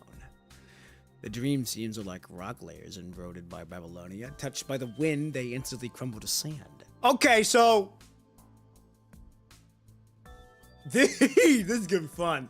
This is gonna be fun for me to do. So no one truly knows the shit that we went through in order to get to this where we're at now, which is very nice. But I know that we're forgetting them. We're actually forgetting them, which is cool. But for my short films, I don't forget shit. We ain't forgetting nothing. We don't forget nothing.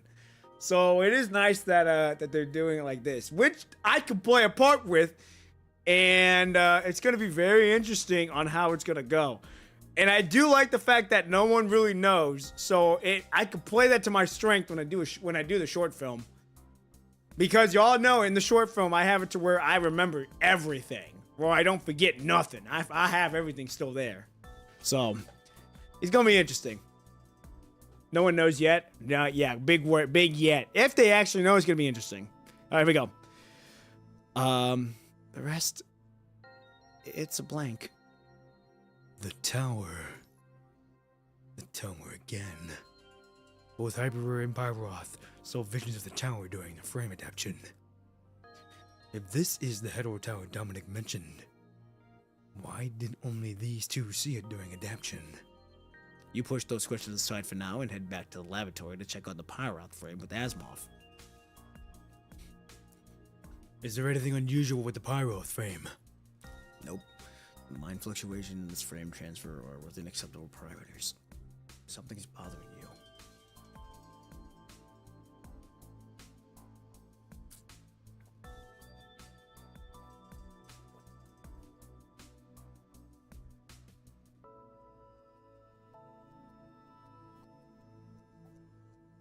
Oh, that was a long drink. I could have kept going, but I know I was gonna be there for longer. My fault. Lucia just told me she saw the tower too. If it's not mind fluctuations, then why? Asimov falls into deep thought for a moment. If the absurd hypothesis is actually true, then it's possible that both of these frames have, to some degree, formed a connection with the Heno Tower.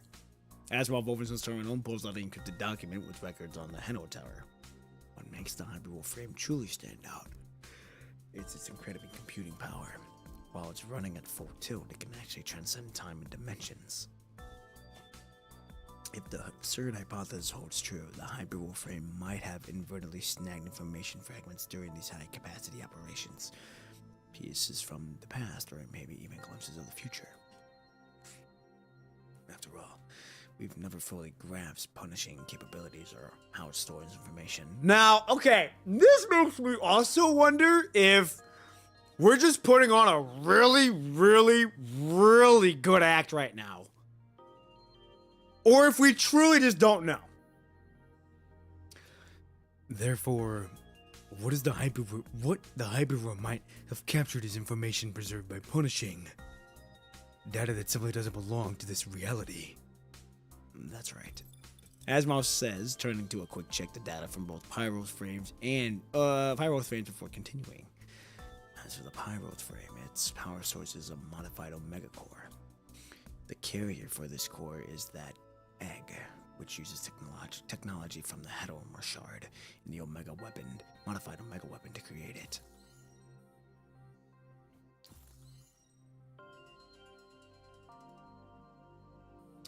This setup allows Pyro's frame to continuously draw energy from punishing, letting it function without needing sleep, just like an Ascendant. This frame has had a tough test, naturally, as the official frame transfer occurred, I suspect. Luna accessed information from the punishing during the transfer. Whether this information from punishing is from the past or the future, only time will tell. Asimov finishes his report, taking the printed documents into his hand. Given this many fluctuations in groundbreaking technologies, I've asked for a stability period of at least 3 months to make sure everything else runs smoothly.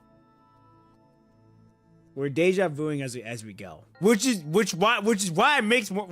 I get what deja vuing, but if we actually just put on an act and we just say, all right, we knew all along, that'll be a gangster move. That'll be a baller move right there. Here we go. Think of it as a precaution. If any anomalies crop up during this period, contact me directly. Right, I will. You put away the frame report and open the lab door to find Lucia waiting outside, now in her Pyro's frame. Commandant.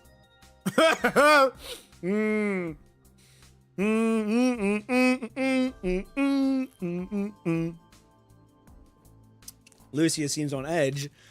The moment she sees you emerge, she clutches your arm tightly. It's all right now, Lucia.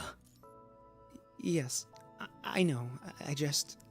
Even though she's safe in Babylonia, she just can't shake the feeling that danger's lurking around every corner. Let's head back to the lounge. Lucia doesn't say a word, she just gives an obedient nod, but her hand stays glued to your arm, refusing to let go. Come on! Hey, I don't mind! Hey, I don't mind! Come on now. I wonder. It's a rare moment without any missions, and both Lee and Liv are in the lounge. Liv's busy maintaining her Levi guns while Lee polishes your sidearm. Oh, what? You don't gotta do that, Lee! I could have done that! Hey, Commandant. Lucia, you're back. Lucia? Are you alright? Did something go wrong during the frame transfer? Noticing Lucia's troubled expression, Liv walks over, concern etched on her face. Lee puts down the sidearm and moves closer too. We ain't gonna say nothing. Casually closing the door, you gesture to Lee. He instantly gets it and starts checking the room's security and privacy measures. Once everything's locked down, all 4 of you gather around to take a seat. Ah! God, the chemistry is so fucking good! The chemistry here is fucking crazy! She immediately, Liv comes to check Lucia. As she's checking them, they're distracted. I fucking close the door. We fucking nod to each other, and he's immediately checking the parameters. And he's like, woo! Bro, the chemistry is crazy. Lucia's frame transfer isn't just a blur. She also sees the tower. Asimov thinks you might have tapped into information embedded with punishing. As you repeat Asimov's theory, Lee's expression turns grave. If Asimov's theory is correct, Lee burrows his frown deeply as he starts to recall. After my frame transfer, during a mission, I pushed my frame to its absolute limit. My mind went into overload. That's when I saw the tower. He pauses, lost in thought. Back then, I seemed to have picked up other information too. It's like buried it's buried deep in my mind, and I've tried to pick it up, dig it up a few times, but it's like chasing smoke. No trace of it. That dead zone number, I can't be right. The Hador Tower isn't located there. The loop's been broken. Time for you to go. Later, I tried to get that vision back while connected to the Commandant, but no dice. Probably hit a wall with computing power. So, what exactly is this tower? Hador Tower, invitation, key. These strange, obscure terms just drift through the minds of all three of you present. I think Asimov's theory is highly plausible. Even though that theory sounds absurd and hopeless, if anyone can manage this and reach that destination, it would perhaps be this human before me, who has already created. Whoa, hold on. Oh, that's him talking. Hey, we've worked wonders before, right? We can do it again, even though we already did. He can't imagine what hardships and suffering you would have to endure if you really keep going down this path. Oh shit! Hey, woo boy. Lucia claps her hands together so tightly that her synthetic skin actually dimples under the pressure. Her fleeting memories have dissipated with each frame replacement, yet a soul-piercing sorrow still remains.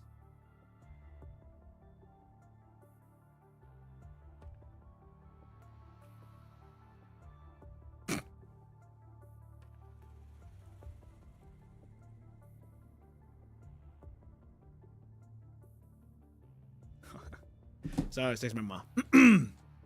So,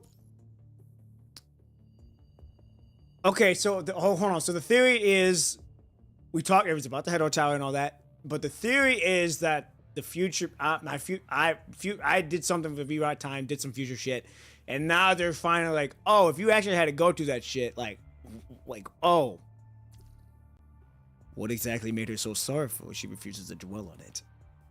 It's okay. Everything is changing. Ever since the Copperfield Aquarium, those feelings of deja vu have only existed within that blurred field of vision. She doesn't know why the girl named Cradle has never appeared again, but in those faintly emerging images, she has indeed never been verified since. Ooh, I wonder if... Ooh, never mind. I'm gonna say, I wonder if Lucia ends up finding out that that when we went to Copperfield Aquarium, when we went to the Cradle Parade, they had to use my mind as an egg. I wonder if she's ever gonna know that. Whether it's the Crimson Tower or the Spiritical Forest. Commandant, Liv anxiously slides a cup of hot tea toward her. Don't worry. No matter what, we'll face it together. Right. I get it. A small gash appears on her synthetic skin. Lucia quickly wipes away the vital fluid, keeping any signs of trouble hidden from the human eyes. I'm sure it's going to work. No matter what happens. Oh, no matter what happens, she will protect you. No doubt about it.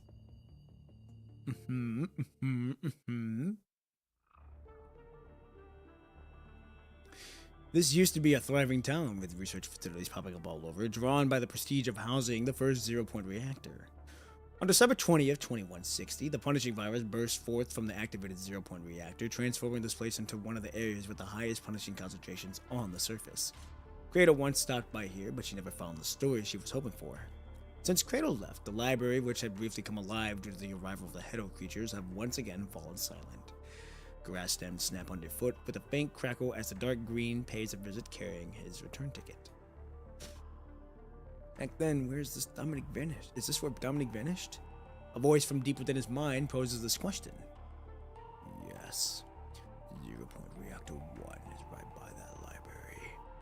After the punishing outbreak, Dominic led a team to shut down the 0-point reactor 1.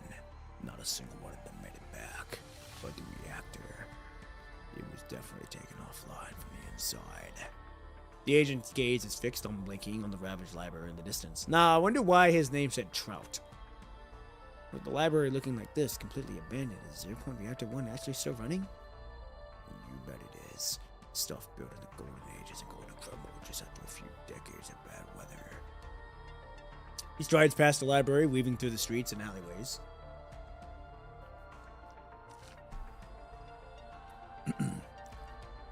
Most of the buildings on the surface we got wiped out by the mechanoids and constructs. Infected with punishing zero-point reactors are usually buried deep underground, so as long as no one's gotten here before us, the basic setup should still be good to go. Watch it not be there. He passes a hospital, crosses the bridge, and walks by a string of completely empty trash cans. Here.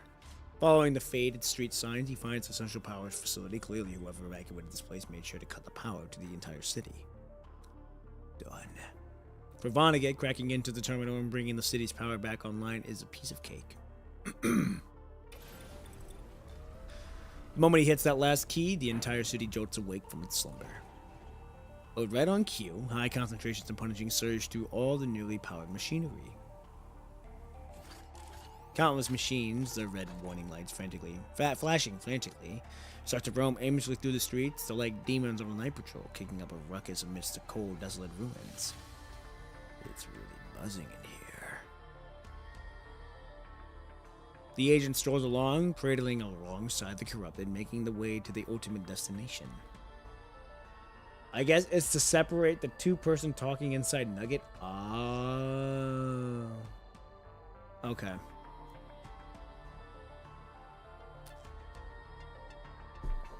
I'll see. Is he crazy waiting to bring the head? Is he crazy waiting or wanting to bring the Hedo Tower? He has a profound longing for the Hedo Tower. Alright, it's like for him, it's his lover. Alright, that's how I look at it. He wants to see his lover again. He ain't gonna see it though. Are you sure this will work? Nemo still looks worried. I'm not sure, but it's the only shot we've got right now. We've got to find someone to step into Agent Zero's shoes. Otherwise, if Agent Zero comes down to Earth and no one's ready, this world will be swallowed whole by the contamination too. His tone is grave and Nemo just goes quiet. Besides, the tower is definitely coming down. No, it ain't. Nemo only got here through a gap in the Constellia's Hero Tower during the punishing outbreak. If the tower truly vanishes for good, Nemo will likely vanish right along with it. Since Nemo still exists, maybe. You burst into this world back then because 0-point reactor 1 fired up, which is also what set off the punishing outbreak. So perhaps the tower can come down here again the moment Agent Zero reactor 1 restarts. Trout calmly sweats away a stumbling corrupted charging at him, not a single muscle in his face twitching. So we still don't know why that tower hasn't come down. It's because of the Grey Raven Commandant. This man, this Nugget is out to get me. How can you be so sure? I can't be sure, but it has to be the Commandant. Before I came here, I went to see Luna, but she didn't know anything about it. And the other agent wouldn't be interested in saving Earth. Her desires lie elsewhere. Oh, you talking about Lilith? The lady is more eager to see the rules broken rather than things proceeding along a straight path. From the information previously passed, Cradle seems to be a very important character, but by now, she's just a Hedo creature, vessel for the Red Tide's will. To the agent, this Cradle is indistinguishable from the hetero-humanoid twins he once nurtured. All signs point to the one conclusion: the suspect can only be the Grey Raven Commandant, who's constantly meddling with their operations. It's like fucking Scooby-Doo. You meddling kids! He's desperate. Something went wrong that he can no longer predict the future. Just the thought of things going worse or out of control scares him. Yeah, I was gonna say, he has to be in control of things. Otherwise, he loses his shit. He has to be in control of things.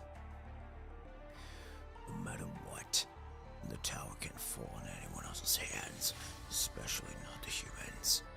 As if he's talking to Nemo, yet also reminding himself the agent's voice is barely a whisper, so faint he can hear it. Only he can hear it.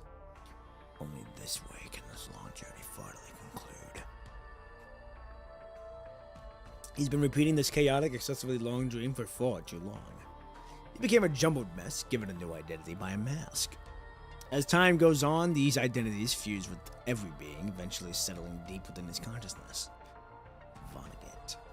After the chaos erupted, he once again tries everything to cut off the static noise in his consciousness, but doing so also damages his mind. It was then he suddenly discovered the Red Tide's origin shares similar traits with the chaos contamination. Nothing over yet.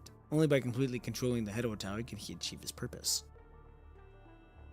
Passing through the park and circling a ruined school, the agent slowly repeats his plan to himself.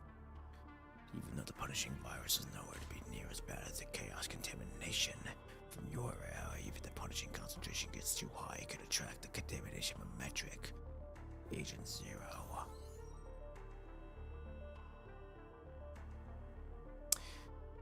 My other self in the tower sent me that theory back when we could still communicate. Wouldn't letting the Red Tide keep going do the same thing? Yes, but don't you think that'd take forever and be a total drag? A smile undeniably giggled and trout spreads beneath his mask. I was gonna say, that was a weird, you never see him expression like that. At the edge of the dead zone, all 4 members of Grey Raven are geared up and ready to go, with only Asimov there to see them off. You coming with us to 0-point Reactor 1 too? For this mission, you're trying to push deep into 0-point Reactor 1.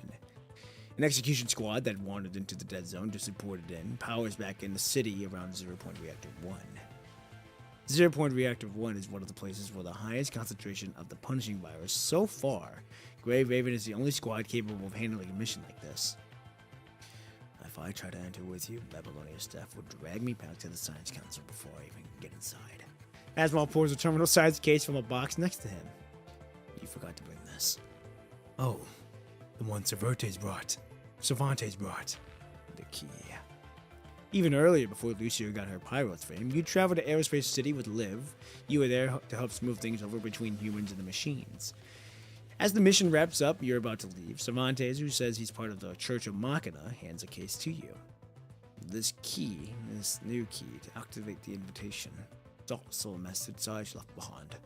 Sage told me that this key is just a replica because of certain circumstances. It still works, but it has its limits. Sage mentioned that for modifications, it is interference compatible with standard terminals. She seemed to prefer the old design, but she still let Xavier make changes for human use. Back in Babylonia, you press the key into Asimov's hand, but take it with you. Asimov shoves it right back. But the tower never shows up. You're left with both the invitation and the key, but what good are they when the tower has vanished into thin air? It might come in handy. What do you know? I don't know anything. You know something. Just tell me. The only intelligence I have is that Vonnegut might be near Reactor 1. With those final words, Asimov just turns and heads back to the transport vessel without so much of a goodbye. Might be. But the mission briefing didn't say anything about... The transport vessel shut... Now, that's interesting! Kicking up a storm of dust and sands across the desolate landscape. The Commandant gives up on trying to contact Asimov for more answers, but turns to see the other 3 Grey Raven members making their final battle preparations. Commandant, the dead zone is a death trap. Once we're in, stick with me. Lucia grips her sword hilt, her expression deadly serious. Don't sweat it too much, Lucia.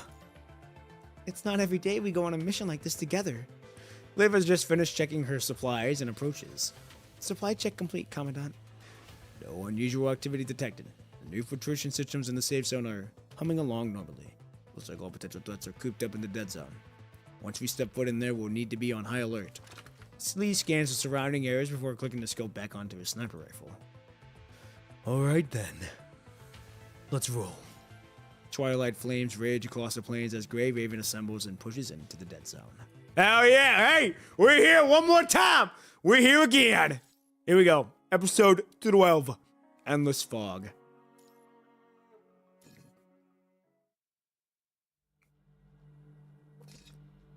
Endless white fog fills Lucia's vision. Commandant? They've entered the dead zone and Lucia is out in front. Her Pyroth frame is a lifesaver. Her Pyroth frame is a lifesaver here. It would have metabalized the punishing virus while Lee and Liv hang back, covering the Commandant. Lucia can't pinpoint when it began, but this thick white fog now clings to her like a bad dream. Lucia, your position. Off course. At first, she could still pick up the comms, even tried to adjust her coordinates to get back on track. But at some point, a persistent buzzing hum is all that remains on the channel, no matter how hard she tries to connect. Liv? Lee? Commandant? No one answers. Lucia's hand goes to her blade, drawing it near in a vigilant manner. The metallic ring echoes. The only sound in this fog bound by the world as the cautious explores the edges of this space. As she moves forward, strange structures emerge at the very limit of her sight, like bizarre fallen giants sprout across the ground. This can't be 0-Point Reactor 1. She saw that city looked like in the mission briefing. So the city. What is this place? She tries the communication channel again, but there's still no response. Lucia puts away her terminal and decides to steer clear of the city until she has more information. But the next moment, she suddenly finds herself stepping onto the city streets. She immediately spins around, only to find the path she came from now completely engulfed in thick white fog. Is the city moving, or is this place not even real? Lucia tentatively swings her blade at the white fog. The control flash of her blade parts the fog significantly, but in a blink of an eye, it gathers once more. Without a doubt, she can no longer return the way she came. Might as well keep moving forward.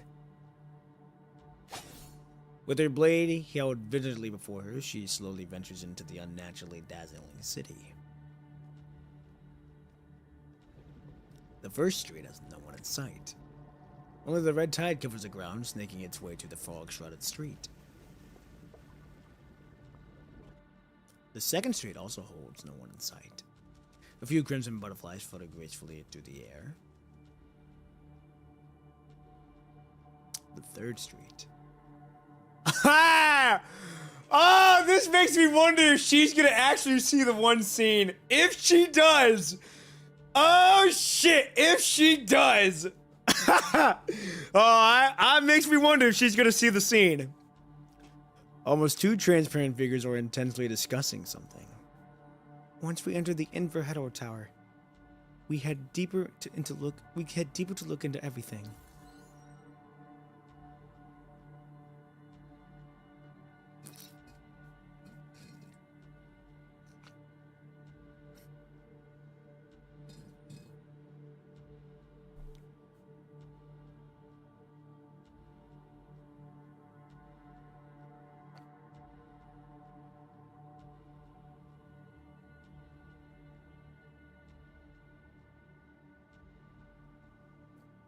Over time, we realized that the tower can send messages to my past self, but this only works for me as a construct, and only if that past self is infected does the message actually get through. The Pyro frame stands out because they can read the punishing virus. Based on the intel we dig up in the tower, you theorize that the punishing virus itself has fourth-dimensional traits. The Inverhedo Tower's ability to observe and interference for time hinges precisely on these characteristics. Hold on now. Whoa.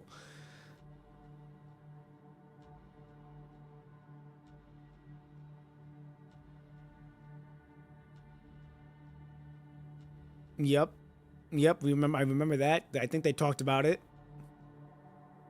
Yep, we know that it can read.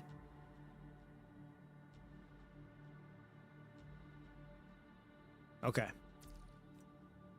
We're trying to leverage this power to change the past, like preventing the conservation area from missing its location that night, or stopping the disaster at the Poolia Forest Park and everything that followed with Liv. The ghostly figures suddenly freeze for a split second. In that moment of Lucia's heightened awareness, the previously jumbled words snap back into focus. Or even further back, like something that went down during Kowloon Metropolis battle. But most of these ideas just don't pan out. Some barely make a dent, and others make things even worse. The people we try to save get ambushed on their way, and backup we call always shows up too late. Suddenly, you said with confidence that the tower was acting strange. Then you used the key to intercept every message sent to the past, erasing all the changes we had made.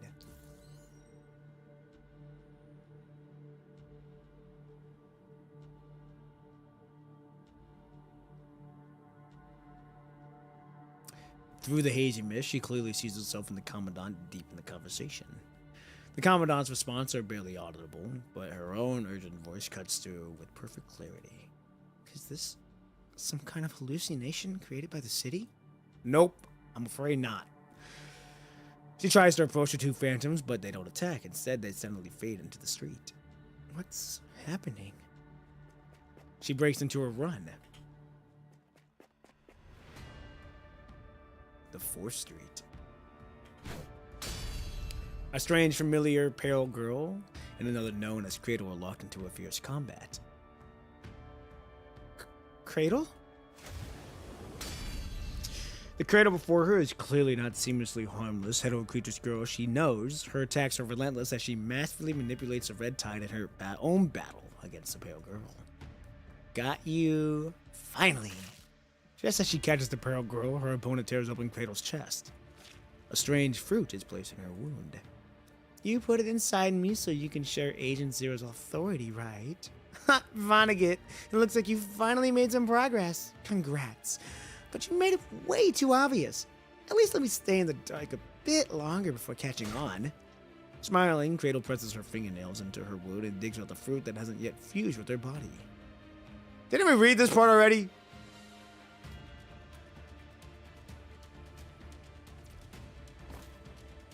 Yeah, the pale girl holds up a small transparent box, offering it to the Commandant. Inside, the apple-shaped fruit gleams. Lucia hears the Commandant address the pale girl as Chaos.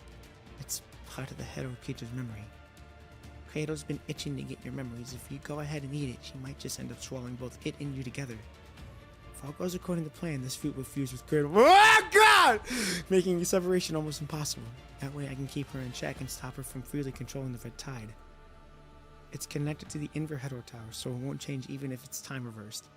What happens, good or bad, sticks around, much like covering old data unless she manually wipes it out. But if you swallow this fruit, you're guaranteed to die. No humans could survive taking a hetero creature's memory like that. Commandant! She rushes forward, but it's no use. She can't stop you from accepting the box. What's happening? Why isn't she by the Commandant? Why isn't she by the Commandant's side? The vision instantly dissipates and Lucia takes off like a shot. She has to see how this story plays out. Ah! God, come on! The 6th Street. I'm sorry. So sorry. A needle made of some unknown material pierces the Commandant's heart. Ah! Oh, God, they're finally wrapping some stuff. Ooh! Cradle, that should be enough, right? Commandant! Ah! She almost forgets that this is just a vision. Her hand instinctively goes for her blade as she charges forward. All she sees is the Commandant swallow the fruit. And then they leap down into the red tide surging before them.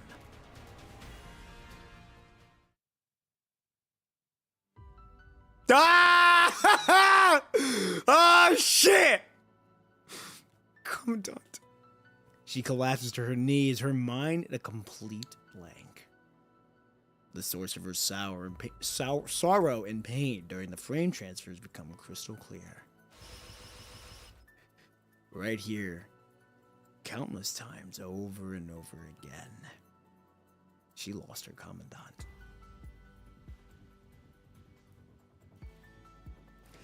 After her mournful cry fades, Lucia slowly gets to her feet, leaning on her blade for support. These are all just illusions. She mutters to herself, crimson bleeding into her eyes. I'm sorry, baby girl, these aren't. The 7th Street. As her feet touch the ground, she rounds the corner of the 7th Street and suddenly the surroundings shift once more. Crimson butterflies gracefully settles into the elevator's blind corner. Move back! In the dim, unfamiliar floor, the red tide roars forward, shattering the corridor in an instant. The construct beside her slams the elevator close button, and the door is shut just before the red tide surges in. The next second, the elevator trembles rumbly as the tide crashes against it, threatening to give way. We're almost at the surface. Let's get out of here first. At least we have the password. We can discuss everything once we're safe.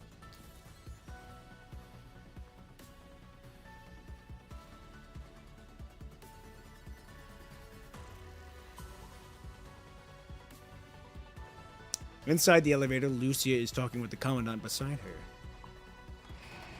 A massive impact strikes the bottom of the elevator, and the doors let out a piercing shriek of tearing metal. It's the hetero creatures. They're attacking from below the elevator. Commandant, get through the top. No, don't! She can already see the malice of the red tide surging toward them. Commandant, go up with them first. I'll hold these guys back. Don't go up there.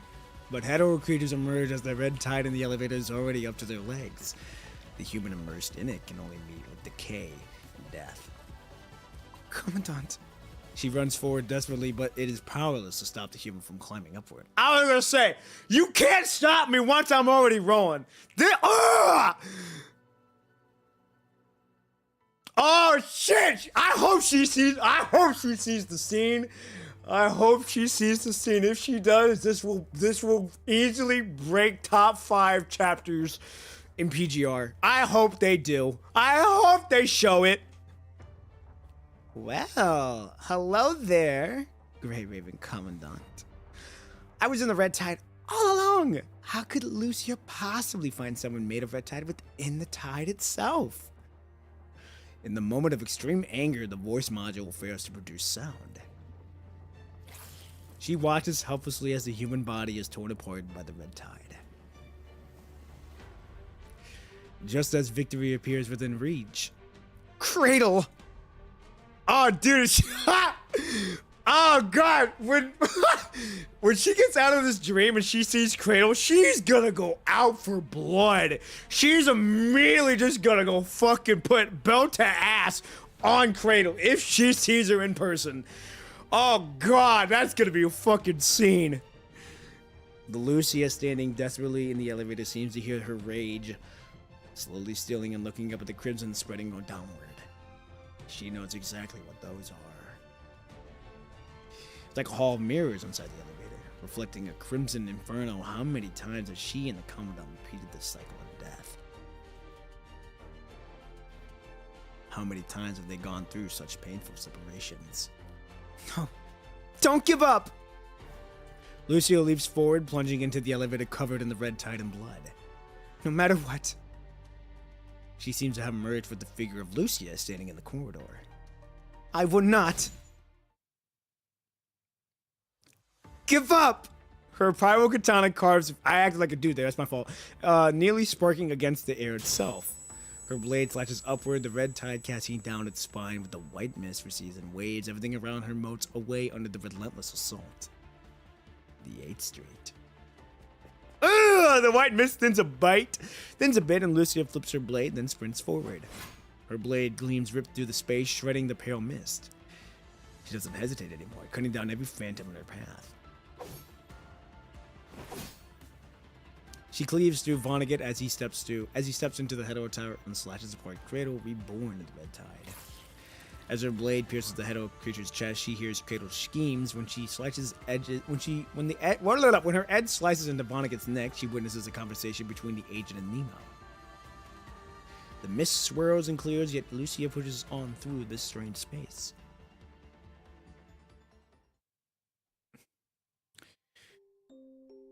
Ah, shit! Ah, shit! Are they actually gonna do it? Days might have passed, perhaps months or even years. The power from her Omega Core still sustains Lucia, but her mind has grown so weary that only emptiness remains. Commandant. Faintly, through the gaps of the white mist she has scattered, a familiar silhouette appears at the edge of her vision. Commandant? It's the Grey Raven Commandant silhouette. Specks of golden light scatter through the mist, as if paving a way toward hope. Gripping her pyro katana tightly, Lucia rushes forward in pursuit. The 9th Street. Oh God, please show it! A silver moon hangs in the sky, casting a cold, indifferent gaze upon the world below. Lucia steps forward tentatively, bracing herself for the familiar distorting lurch that signals another shift in reality. The silhouette she knows so well appears, but it's thinner now. Standing before her, a gravestone. Commandant! She tightens her grip on the pyro katana and lunges forward without hesitation. Suddenly, the white mist deviates, vanishing into thin air. They're surrounded by desolate ruins, the landscape littered with the corrupted, fallen enemies of the Grey Raven piled high on the other side of the road. The figure she's been chasing through countless illusions is now safely by her side, their gaze filled with concern. Are you alright? Commandant? Lucia instinctively pulls you closer, her hands meticulously checking every seam of your protective suit. No issues, absolutely nothing wrong. Oh, wait, is she back in reality?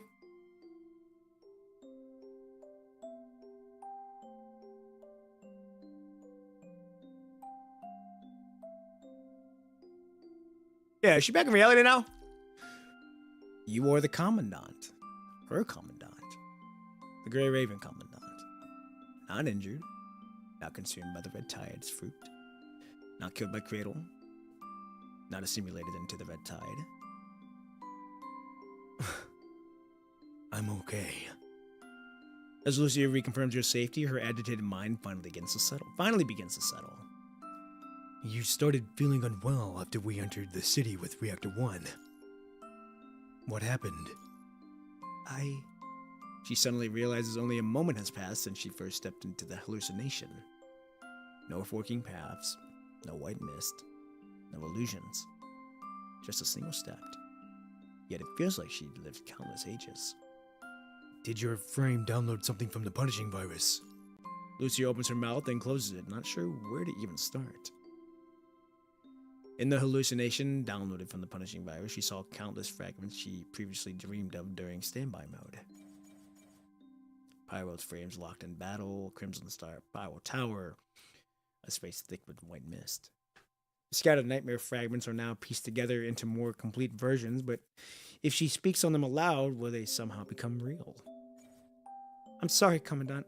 It's just that it's been ages since we fought together. I've missed this feeling, so I'm a bit on edge.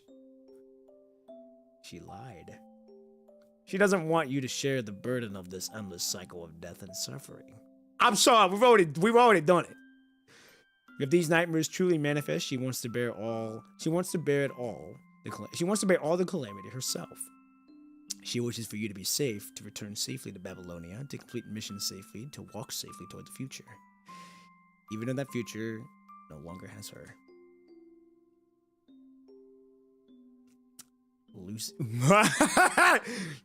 Lucia's lying. The Commandant's sharp eyes immediately pick up on Lucia's tension. She insists she's fine over and over, then abruptly changes the subject. She mumbles an excuse about helping Lee install a simple virus filter and walks away. What did Lucia just read? Flashes of deja vu moments ripple through your mind, but none quite fit what's happening now. Even after entering the city where 0 Point Reactor 1 is located, nothing out of the ordinary has appeared. She lied, that hit so hard. Yeah! What could have Lucia seen? Lost in thought, you suddenly notice Liv waving. Commandant, we've located number 1 0 Point Reactor, just like the blueprints Babylonia left us. It's over there, beneath that abandoned library. Ah. Shit, we're right there? Holy fuck. Alright, here we go. Predestined ending. Here we go. Let's do it. The library, once a symbol of civilization, now welcomes unwelcome guests. What a coincidence. Grey Raven Commandant. Oh, you're gonna like this one? I better. The agent's golden eyes are portraying the insecurity of his words. Oh, it's no coincidence at all. Did we skip the charade? Vonnegut asks as a golden force field slowly materializes from his hand. I assume you already know why I'm here. I will stop you. You have absolutely no idea what you are doing. His voice is deep and grave. There's still time. Are you sure you will cooperate with me? No. Well, let's see what you have to say. Your expression betrays you. You're just trying to coax my plans out for me. I should have just dissolved you in the Red Tide when I had the chance. No, it's too late for regrets now, Vonnegut. Whatever Vonnegut's plan might be, his sudden appearance with 0 reactive 1 doesn't bode well. Vonnegut scoffs, a cold laugh escaping him as he suddenly unleashes his force field. Lucia's pyro katana is drawn. She blocks the attack with the flat of her blade, but as the dust settles, the agent has vanished. He's heading for reactor 1! Stop him! Ooh, I didn't like that stop him. Should have yelled it more. Here we go. He'll protect everyone.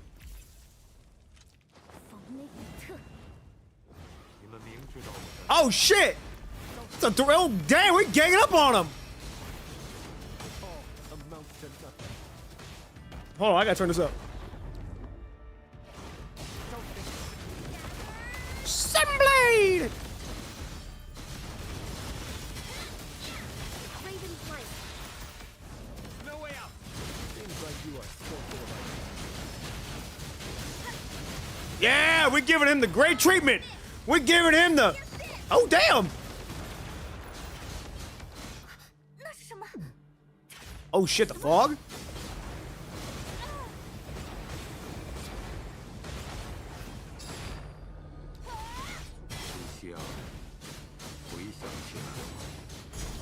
Oh, wait, huh?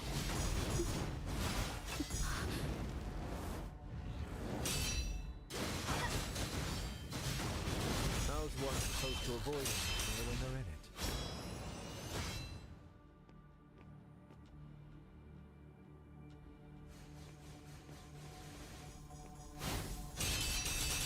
Oh, we can block those?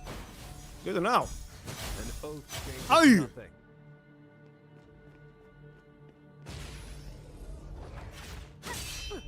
Oh, hell no, he ain't doing that. Gather Sunblade. Ah! Raven's light. 生离和死别，生存和死亡， Oh, wait, what? 如 Uh-oh. 此 Uh-oh. Ah! 才是一种习惯。 I don't know if we made that. Did we? Oh, we did. An oath changes nothing. Gather Sunblade. Sunblade! 在这里，我的领域， Holy shit! Oh, did we just die? Wake up, Lucia! This must not be our end! Lucia, we need to keep moving forward. Together.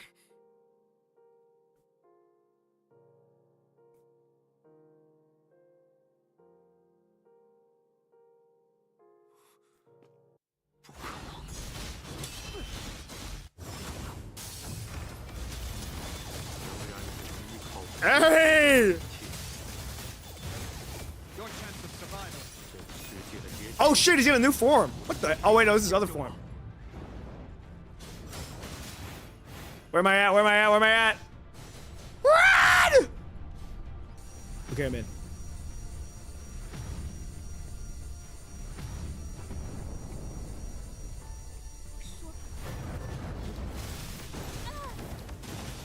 No way out. Time is under my control.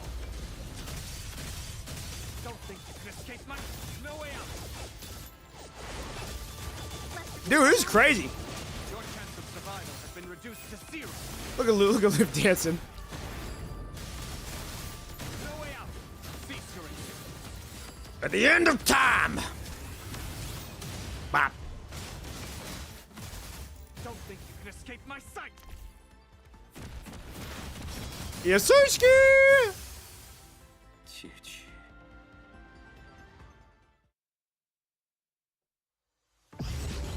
Golden light suddenly converges. Vonnegut stands at the heart of the ruins, his body riddled with wounds. After all, this ending was inevitable. He saw the end coming a long time ago. The library framework, be battered from the fight, was at a sticky, groaning creek. Never been happier in this boss fight. You lost, Vonnegut.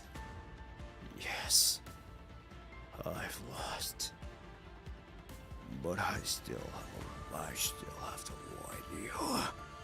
The agent's face twists into a horrifying sneer. The only way to deal with the punishing is to cooperate with me. The Hetero Tower is bound to the sun. When Agent Zero arrives with it, humanity is caught completely off guard. It will be the end of this world. His tone is absolute, as if he's seen that possibility play out countless times. But the Hetero Tower never came down. The Hetero Tower never came down. And the so-called Agent Zero never descended from the heavens like a witch on her tower, bringing disaster or suffering in their wake. Planets keep growing, stars still twinkle in the sky. The gentle breeze continues to carry distant scents. That future is destined to happen. The uncontrollable punishing converges into a trickles. Coiling around the agent's body, he grows increasingly weak, barely able to stay on his feet. Perhaps you can change the result once, even twice. The steel framework of the ruins creaks and groans, but I'll be waiting. With his last ounce of strength, he swings his arm, suddenly directing his residual power at the already tottering dome of the ruins. I will wait for the day when this world once again falls into its eternal predicament, heading toward that same destruction. The three Grey Raven members dash forward, shattering the large chunks of stone and metal fragments hurtling toward them. Vonnegut! As the dust settles, the agent is nowhere to be seen. I'll stop him!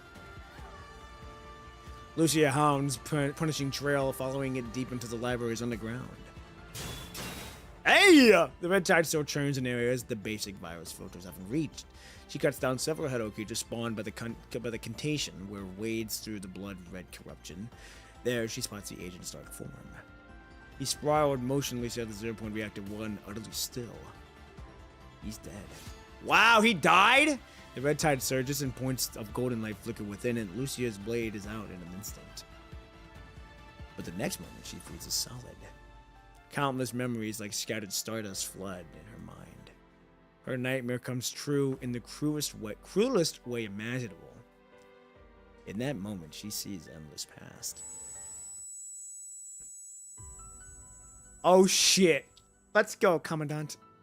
Commandant, is this... that's all left for us? Commandant? The key. Countless deaths of Pop and P. And even more. Her death. I can't watch you die again. I'll do this even if it means going against your orders, and you won't be able to stop me when you're hurt. She hears herself saying it. She sees herself trapped in a long prison struck before a rift. She watches them finally leave that Tower of Calamity, at last moving across the surface until dawn arrives. Please look, Lucia. See how you bid farewell to Commandant in the wilderness. Oh wait, see how you bid... Oh, this is Ishmael. See how you bid farewell to Commandant in the wilderness. Please look, Lucia. See how Commandant walks alone through the wind and snow 30 years later. Do you see it now, Lucia? Commandant never gave up hope. Never stopped lighting the torch. Always walking toward that radiant light. Do you see it now, Lucia? Even drowning in the red tide and buried beneath the sea, Commandant would still bring back the first light of dawn to your side. It's time. Oh, wait, never mind, that was Chaos? I thought that was Ishmael. The pallid maiden murmurs in a distant tongue. Memories. I'm giving them back to you. She sinks silently into the red tide. Commandant! Lucia's mind is still caught in the hazy dream, but her body already is running on autopilot. She's moving with powerful strides, hurtling toward the world outside. She knows someone is waiting for her return. At the end of the long day, she stands before Commandant. The suffering they have endured, the scars etched in their bodies, they will all be washed away by the warm light of the days to come. The beautiful glow of dawn samples to bring back. You didn't need the invitation and key. From the other end of the comms, Asimov's voice carries an unusual hint of relaxation. Looks like we haven't reached the worst case scenario I anticipated. Worst case scenario? You're talking about... The Hedor Tower. Vonnegut's planning to fire up the zero-point reactor, which will bring the Hedor Tower crashing down. We're still in the dark about how the Hedor Tower actually forms inside, but the moment it gets here, punishing is going to mutate in ways we won't be able to handle. I've got all this from the Hedor Shards data. Huh, well, you nailed it.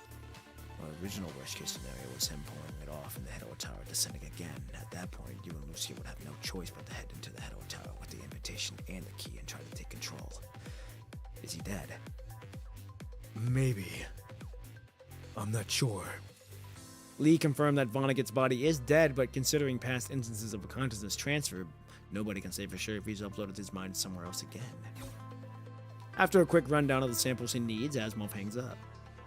The Commandant closes the terminal log, their gaze fixed on the setting sun. Oh, please tell me we get these memories back! All the pieces of the past have fallen into place. Like a puzzle with just one crucial piece missing, but that's not what matters now. Hey! Commandant, the transport's almost here. Nearby, the three members of Grey Raven have just wrapped up their sampling mission. Their transport is about to touch down, and they'll soon be heading back out to Babylonia. Are there any entries we missed? Can I help? Everything's already sorted. Sample collection complete, Commandant. We're good to go. Let's go. Let's head home. They are going to step into the morning light, returning to the place they call home. Nice. Ah, was wondering about these ones. Here we go, episode 14. New fruit. Oh shit! Hold on. Oh shit! We ore farming? Ha! Ooh, okay. Yo!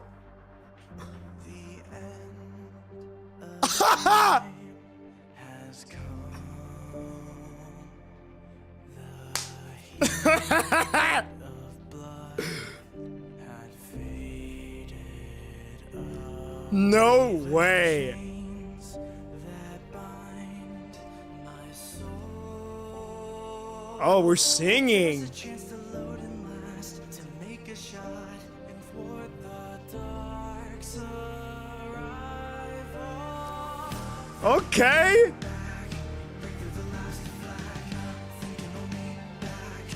Ah!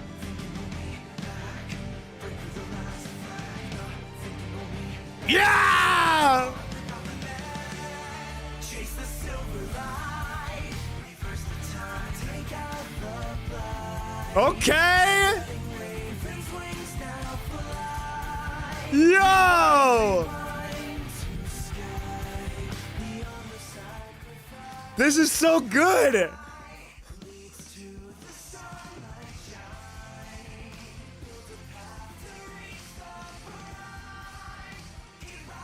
Ah! Okay.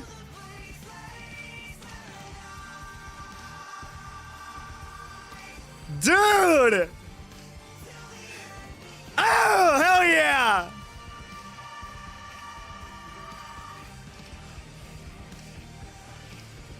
Yeah, boy.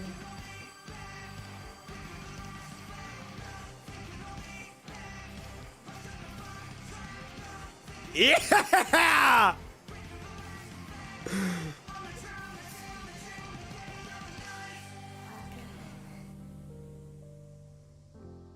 Oh, I can't read it. I don't know what they're saying. I don't know what they were saying.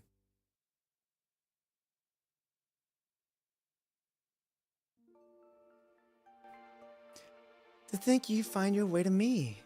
You're as sharp as ever, Grey Raven. Closing the book, Ishmael flicks her fingers. A strange field warps the space around them as the gateway gently seals itself, keeping its secrets hidden from your prying eyes. Ishmael. Or perhaps I should call you.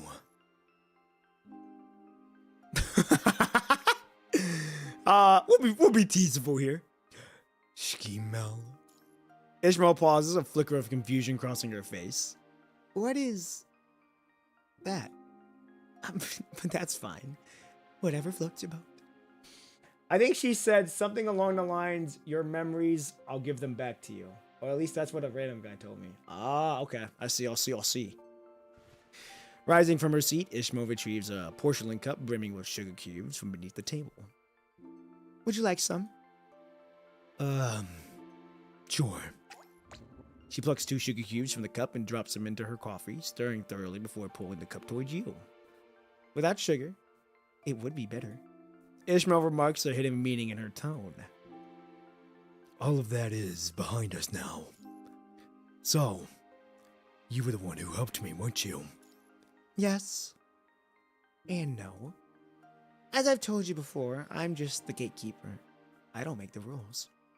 Every turning point hinges on you, Grey Raven. I can only help you cover your tracks, but I can't dictate the story that unfolds. Oh, okay, so she's like the cleanup lady. Today, this world, all these shifts because of you, Grey Raven.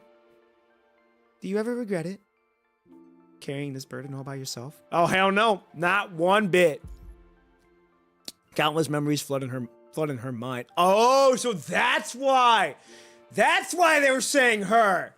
This makes more sense now. This makes a lot more sense now. And it made more sense when I was watching that because if y'all looked in the water, you saw us, and then we saw chaos in the mirror, in the water of the reflection.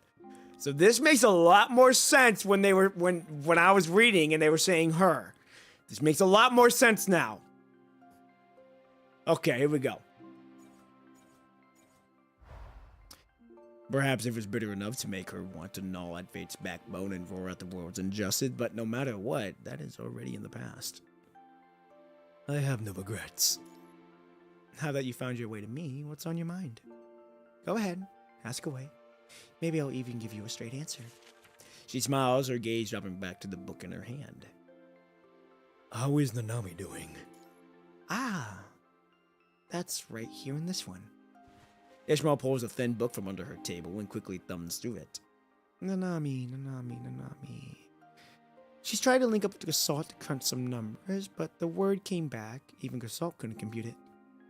Even Gasol couldn't. Well, of course, the cosmic forces are of casualty, way beyond what the current Gasalt can handle. While you were all going through your transformation, she swapped out her frame and has been searching on the ground for... A girl in her familiar frame searches for the ground for the future she desires most. That's why Ishmael's best girl, for me, very much opposite of the usual cliche of uncaring God. Yeah, I was just like, it makes sense why people like her. She's someone who actually does care for what happens. Granted, she does she does it for her own amusement, but she's able to also show like, okay, here, just because it's my amusement doesn't mean that I'm gonna give you all a piece of the pie too. So it is good. It is good. I do like Ishmael. It does open another profound respect for Ishmael, knowing that she is actually one of caring and does actually care for whatever's happening. Most importantly, us. She's one of a kind. Her sealed memories will unlock little by little, and she'll gradually piece together everything from her past. Maybe she's better off not remembering. Oh, no one can make that choice for another. She offers a faint smile and closes the book. Also, about the Hetero Tower. I'm sorry, but I can't quite spill the beans on the full scoop with the Hetero Tower. Vonnegut said the Hetero Tower would inevitably come back. Yes, the Hetero Tower will absolutely come back. But thanks to all of your hard work, it might show up a little later. After all, that's your prize for everything you've put on the line, isn't it? I see. With the Head Tower out of the picture for now, maybe Earth can finally strike a better balance of power. Perhaps, with things the way they are, more futures and possibilities can truly blossom. The observer would certainly be thrilled to see a world like that. Where silence hangs in the air, a clear sign that the human still has time for questions. So, is wiping out the punishing virus the only way to make it through this catastrophe? That's one question I can't answer. No one can answer your question, not even me. Dominic and Nemo's timeline got wiped out by Kaios' contamination, while the forward-winged White Raven civilization rotted from the inside out, consumed by the greed of Substance Zero. Ishmael turns the page of the book, and the paper crumbles to sand in her hands, trickling down with a soft rustling sound.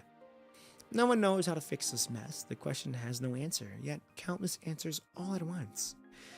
Just if you've carved a path I never saw coming, maybe humanity can cook up a totally different, truly viable solution. I'm looking forward to your solution. And to the day when you and your civilization can truly walk alongside me as equals. What do you mean by that? The pages of the book slowly close as Ishmael turns to face the human across from her with a smile. Now, it's your turn to answer my question. Since you managed to find your way here, you must have gotten all your memories back, haven't you? Yes, I have. The memories of a once a jumbled mess have all been untangled. Following a crimson thread, I've read through every bit of my past. Making a choice like that all on your own. After 30 years. Whether it's diving back into the ocean depths or converging the timeline, the slightest misstep would have reduced everything to ashes. Were you ever afraid? A flicker of genuine curiosity sparks in the pink-hued woman's eyes. Never. Why? Aren't you afraid of... Because I know. No matter what choice I make, they will always have my back.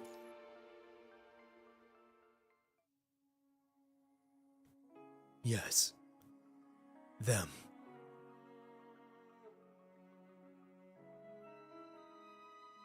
Everyone I met along this journey, they will have my back. Them. Them too.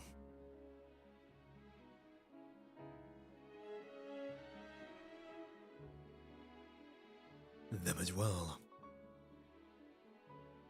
Oh, I've never seen that one.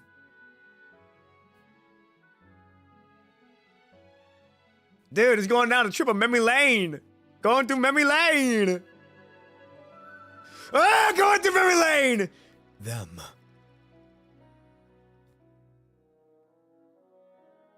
For you.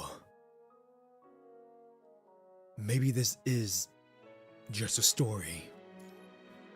But for me, this is more than just a story. It's also the world where they are. A fleeting moment of melancholy crosses her face, only to be masked away instantly. Ishmael lets out a soft, non-committal sigh. I see. Well then, let's keep going. I'll keep watching to see what new fruits your world will bear. Watch and learn, then, Ishmael. That was really good. I really enjoyed that. They didn't really show what I was hoping to see, which was the actual scene of us being down bad when Lucia died. Is what it is. Now to give it a rating,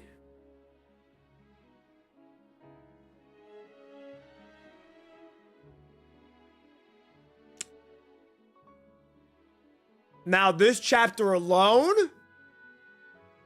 I'm gonna give it an 8. Now, as the series as a whole for this entire pilgrimage, even though we're not done yet, I give it a solid 8.5. because yes, this gave a lot of controversy to a lot of people who were like, what the fuck is this about? To Sparks of Wildfire. We didn't see really Jiteva that much. To Bianca, and then to this, I'd give it a solid 8.5 right now. It was good. Granted, it was kind of, yes, it was short. And I feel like they kind of rushed a little bit trying to get this all set up and done. However, it was still really good. This concluded the Grand Hetero Tower arc. But the Hetero Tower is not even gone, though. So can this be considered the Grand Hetero Tower arc? Because we all know that, because they even said that the Hetero Tower will come back, just at a later date. So it's going to come back, regardless. I would like to think it's this more of like prologue. I don't think this is just a prologue. The first tower then. Yeah, either the first tower or flashback arc or I like to think it's the prologue. Just because it now sets up the true story of whatever the hell is going to be happening here. Yeah, that's going to do it though. I actually really enjoyed it. Now we've got 2 floating records, then we've got Live. But we're going to do these 2 first because that's part of the timeline. 17 episodes. Not bad. That's going to be quick. Hopefully. It's going to probably be about 2 streams, probably. It's kind of like this one. So, yeah. Really, really good. Really, really good. Cancel that. How do I get rid of this? I don't think I can. Oh, well. Yeah. So that's going to do it for today. Actually, yeah, we've got 15 minutes, so that's going to do it. Let's see what else. We could react to the other thing. Does that future you envision include you? The one I Oh boy, I might need to race you now. I haven't done those 2 floating records. Hey, y'all don't know that I'm the turtle. I'm the tortoise when it comes to the tortoise and the hare. All right, y'all know that. I've just been steadily going. I've just been steadily moving, and now I'm right there with the big leagues. I'm right there with everybody else. So I'm right there. So it's nice. It is cool. It is awesome to be right there with you all. Let's see. Did anything new come up with the pictures? Just that one. That is wild. Okay. Oh, didn't mean to do that. Yoink. Yoink. There we go. Okay. We can react. Oh, why don't we react to anything that new came up? Did anything new come up? Was there any POV or animated short films that I missed? Or that need to be reacted to? Because I will react to them after I use the rest of them. Because, oh my goodness, I don't know if I'm going to be able to hold this one in.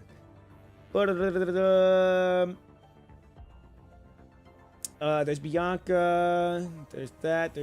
There's Discord. We don't need to see that. We've already seen Track Rewind. I think that's it then. I don't think there's anything else that we really need to see. Yeah, because that's the music video. We've already seen that. It's already in it's in here. I do believe that's it. I do believe that's everything then. Okay. Okie dokie. I think that's I don't think we need to react to anything really. So, have you watched the anniversary song? I have not. I don't believe I have. Let me check. PGR. Videos. 6th anniversary theme song? No, I have not. We could watch that. Oh, we could also do the landing in Babylonia too, because I know that that's like a new update. So why don't we do that too? Let me pull up those 2.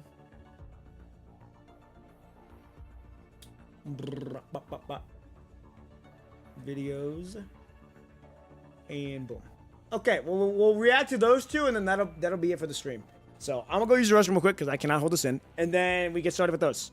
Make sure to get some water, use the restroom, and get a snack.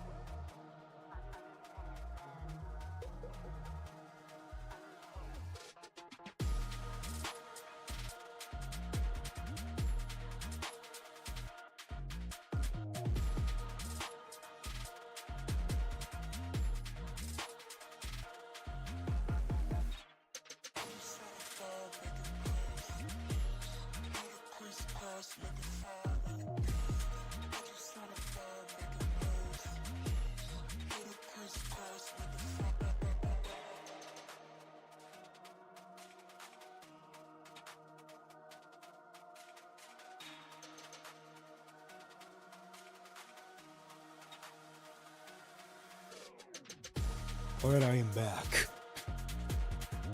Ugh. All right, let me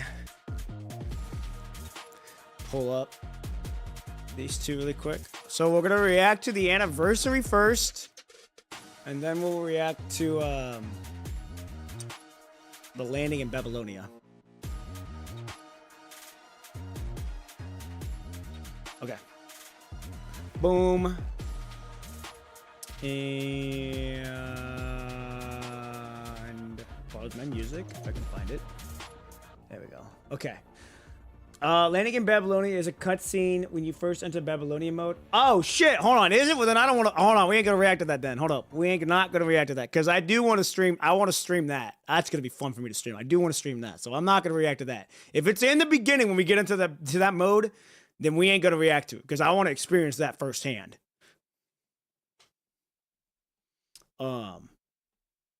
I want to experience that firsthand. So we're just gonna react to the anniversary theme song, and then that'll probably be it for the stream. Because like I said, I want to experience Babylonia firsthand when that comes. All right, y'all know what I'm talking about. All right, here we go. Okay, this will not be a YouTube video. We're just gonna react to this. So, all right, ladies and gentlemen, here we go. Let me mute the game music too, because that's also a thing. Oh, I can't. Hold on. 1 second then. Hold on. Don't worry, I got everything in order. There we go. Pull this back up. All right, now we're good to go. Okay, there we go. Let's react to it. It's only 2 minutes and 23 minutes. 2:23. Let's do it. Make sure y'all can hear it too. Oh, nope. Hold on. Turn it up just a tad. Okay, here we go. Paper Crane's Animation Studio. Oh, okay. Spark shall night, the endless night. May peace be with every child of earth. Hey, taking it back to the moon.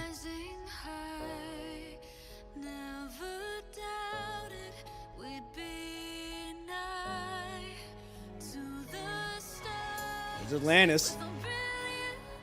I like the music. There's the Niter.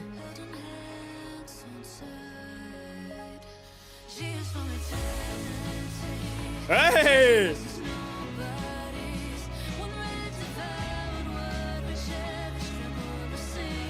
I hope they make an anime.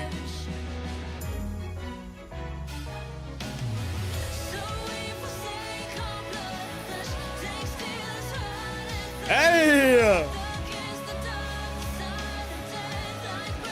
Holy shit!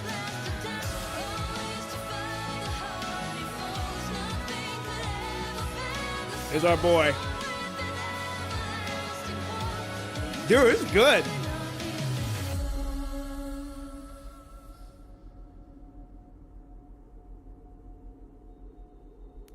I like that. That's nice.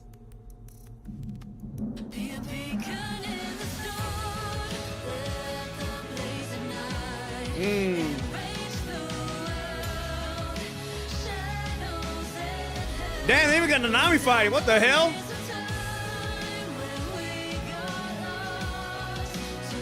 Ah, Selena! They didn't forget about it.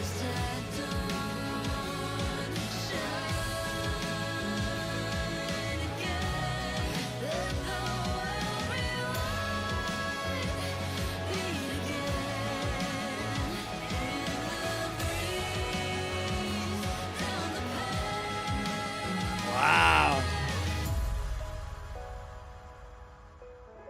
Yasushi!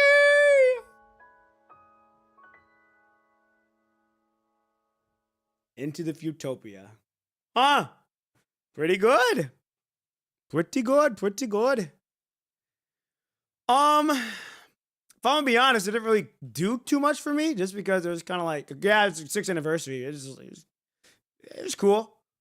I'm not gonna lie, it was cool. Yeah, it was cool. It was cool. Nothing crazy, but I mean, it's a tribulation to the 6th anniversary, which is fine, all good. Happy anniversary to the people. That was 10 days ago. Wow, it was only 10 days ago. Yeah, I mean, it was cool.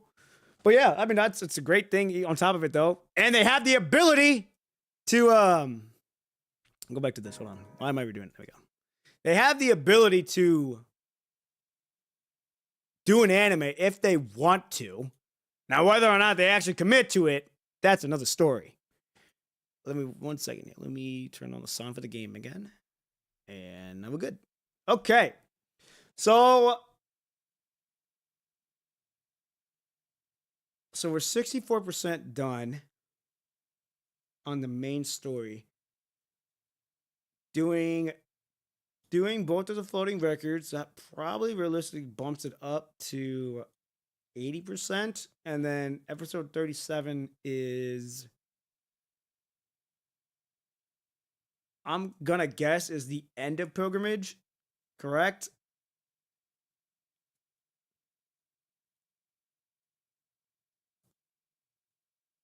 I want to say it's the end of Pilgrimage.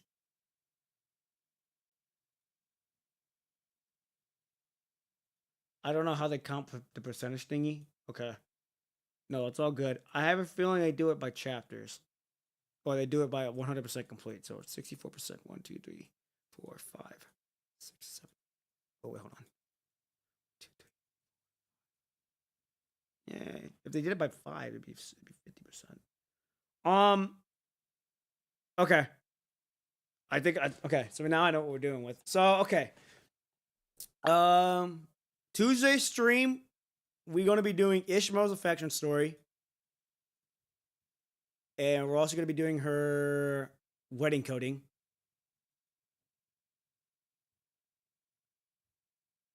Could be the percentage current chapters available of the percentage of the whole arc. Could be that. Could be that. We'll find out more when we actually do Discord's chapter. Probably Thursday. So yeah, that's the plan though. So yeah, sorry, I'm looking at everything right now. I'm trying to plan how this is gonna go. So Tuesday stream we do Ishmael's affection story. Then we go immediately to her wedding coding. And then from there we go to Discord's floating record, Veronica's floating record, and then Veronica's affection story. Because I believe she's also got one. Yes, she does. And then after that, sets it up for the live story. So it's gonna be interesting on how it's gonna play out. Like I said, I'm shooting to get this all caught up. I'm shooting to get caught up by beginning of winter. That is ideal. That is the ideal sweet spot. If we can get it there, we'll be sitting really, really nicely. So, still, like I said, still a lot of things to do still, but it's coming along. We're just cruising along, and like I said, I'm in no rush. I'm in no rush whatsoever right now. It's because I'm just enjoying the journey. I'm enjoying the story. I'm enjoying the game. I'm enjoying the community and what I'm building. So I'm in no rush whatsoever. I'm just going to continue to do what I usually do. Just continue to chip away at the percentage. And before we know, I'm going to be right there. So, ladies and gentlemen, that is going to do it for today. I'm going to go spend some time with the family for a little bit. Then I'm going to get started on the back end of content. It's another heavy day for me on that. I can't wait. And I should hopefully be working on the script tonight as well. And hopefully be in production tomorrow. It's gonna be interesting when we get to there. So, ladies and gentlemen, it's gonna do it again. I thank you all so much for being here. You all did not have to be here, and you decided to watch me. Could have been doing something else, and the fact that you decided to watch me today, I don't take that for granted at all.